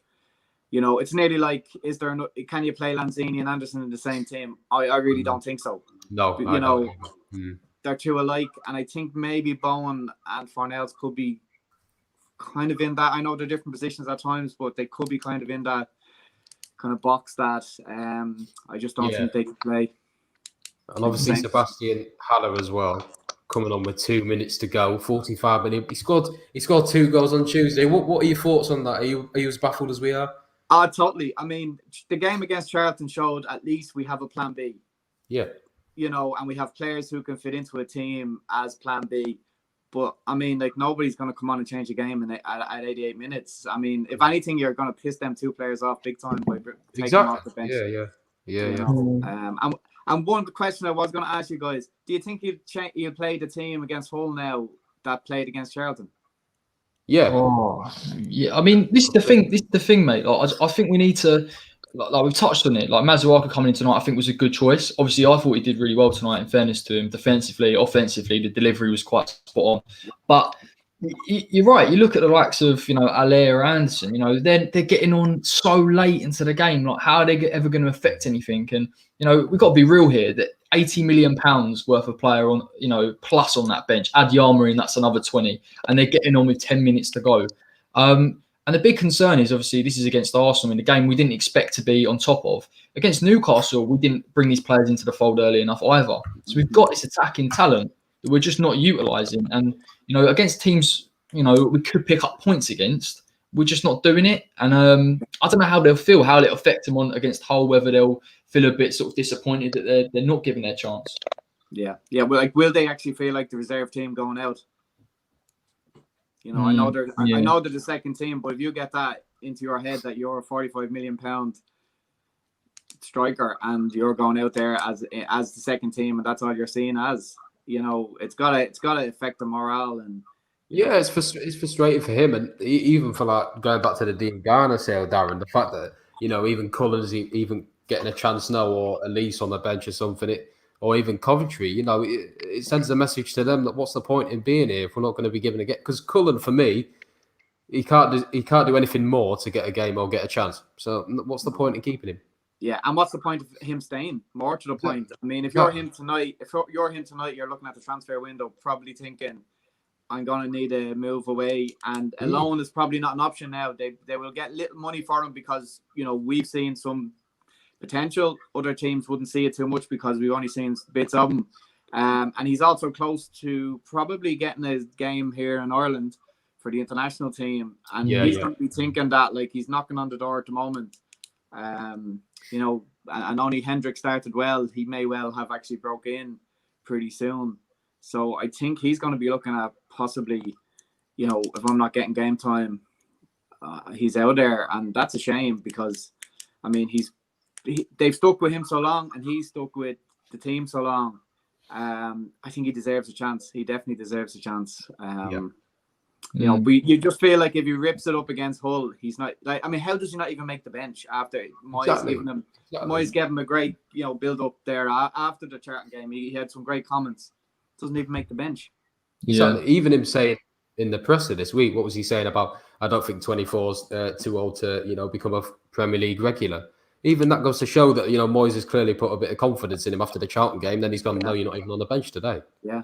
And he's not a kid. He's not a kid. You know, he doesn't need minding. Give him a go. Let him try. Exactly. And try him. Why West Ham have a great way of trying players in pre-season, and then as soon as the season starts, they just don't get their game. We did it with Grady this season before. He played well pre-season, and then they loaned him. Now we know what they've done with him. And, you know, I don't understand West Ham's pre-season at all for the last number of years, to be honest with you. That's the thing, mate. Like, it's not Cullen as well. I think last week Mazuaki wasn't even in the squad against Newcastle, and now he's starting. I don't understand players that clearly add something. And what we saw against Charlton was energy is a massive part of that. Anderson had energy, Ale, you know, Mazuaki, Cullen, all these things are important. And I don't think it got highlighted tonight because I thought West Ham showed it a little bit. But when Noble comes back in and he starts playing that number 10 role again, and we don't have anyone to press a little bit more, and we're not playing Fornals there either. You know, these are valid options. And even Jack Wilshere has played all the pre-season. Now all of a sudden he's off somewhere. And it makes you think, if you lose Wilshere and Cullen, how many centre midfield options have we actually got? Yeah, and it's, you know, you're back to playing players out of position again, which seems to be, I mean, Moyes just seems to be a kind of, you know, look for a square hole and put a round peg in it. You know, wouldn't you just love to see a West Ham team start a game with every player playing in their position that they've been trained and played in for the last number of years? Just one game even. Never seems to happen. I know, and we're almost relying too much on someone who's inevitably going to go to Chelsea very soon, if not this transfer window, the next one. So why aren't we planning around that and looking to get replacements in all players, you know, next to Souček? Because Rice deserves his move. We're not holding it against him because Chelsea have all the pulling power in the world to come in with a bid next few weeks of the transfer window. It's just very concerning, Darren. But yeah, no, totally. And what encouragement is there for Rice except for you know, you're pulling at his heartstrings in a case of, if you stay, you might keep us up. If you go, we could go down.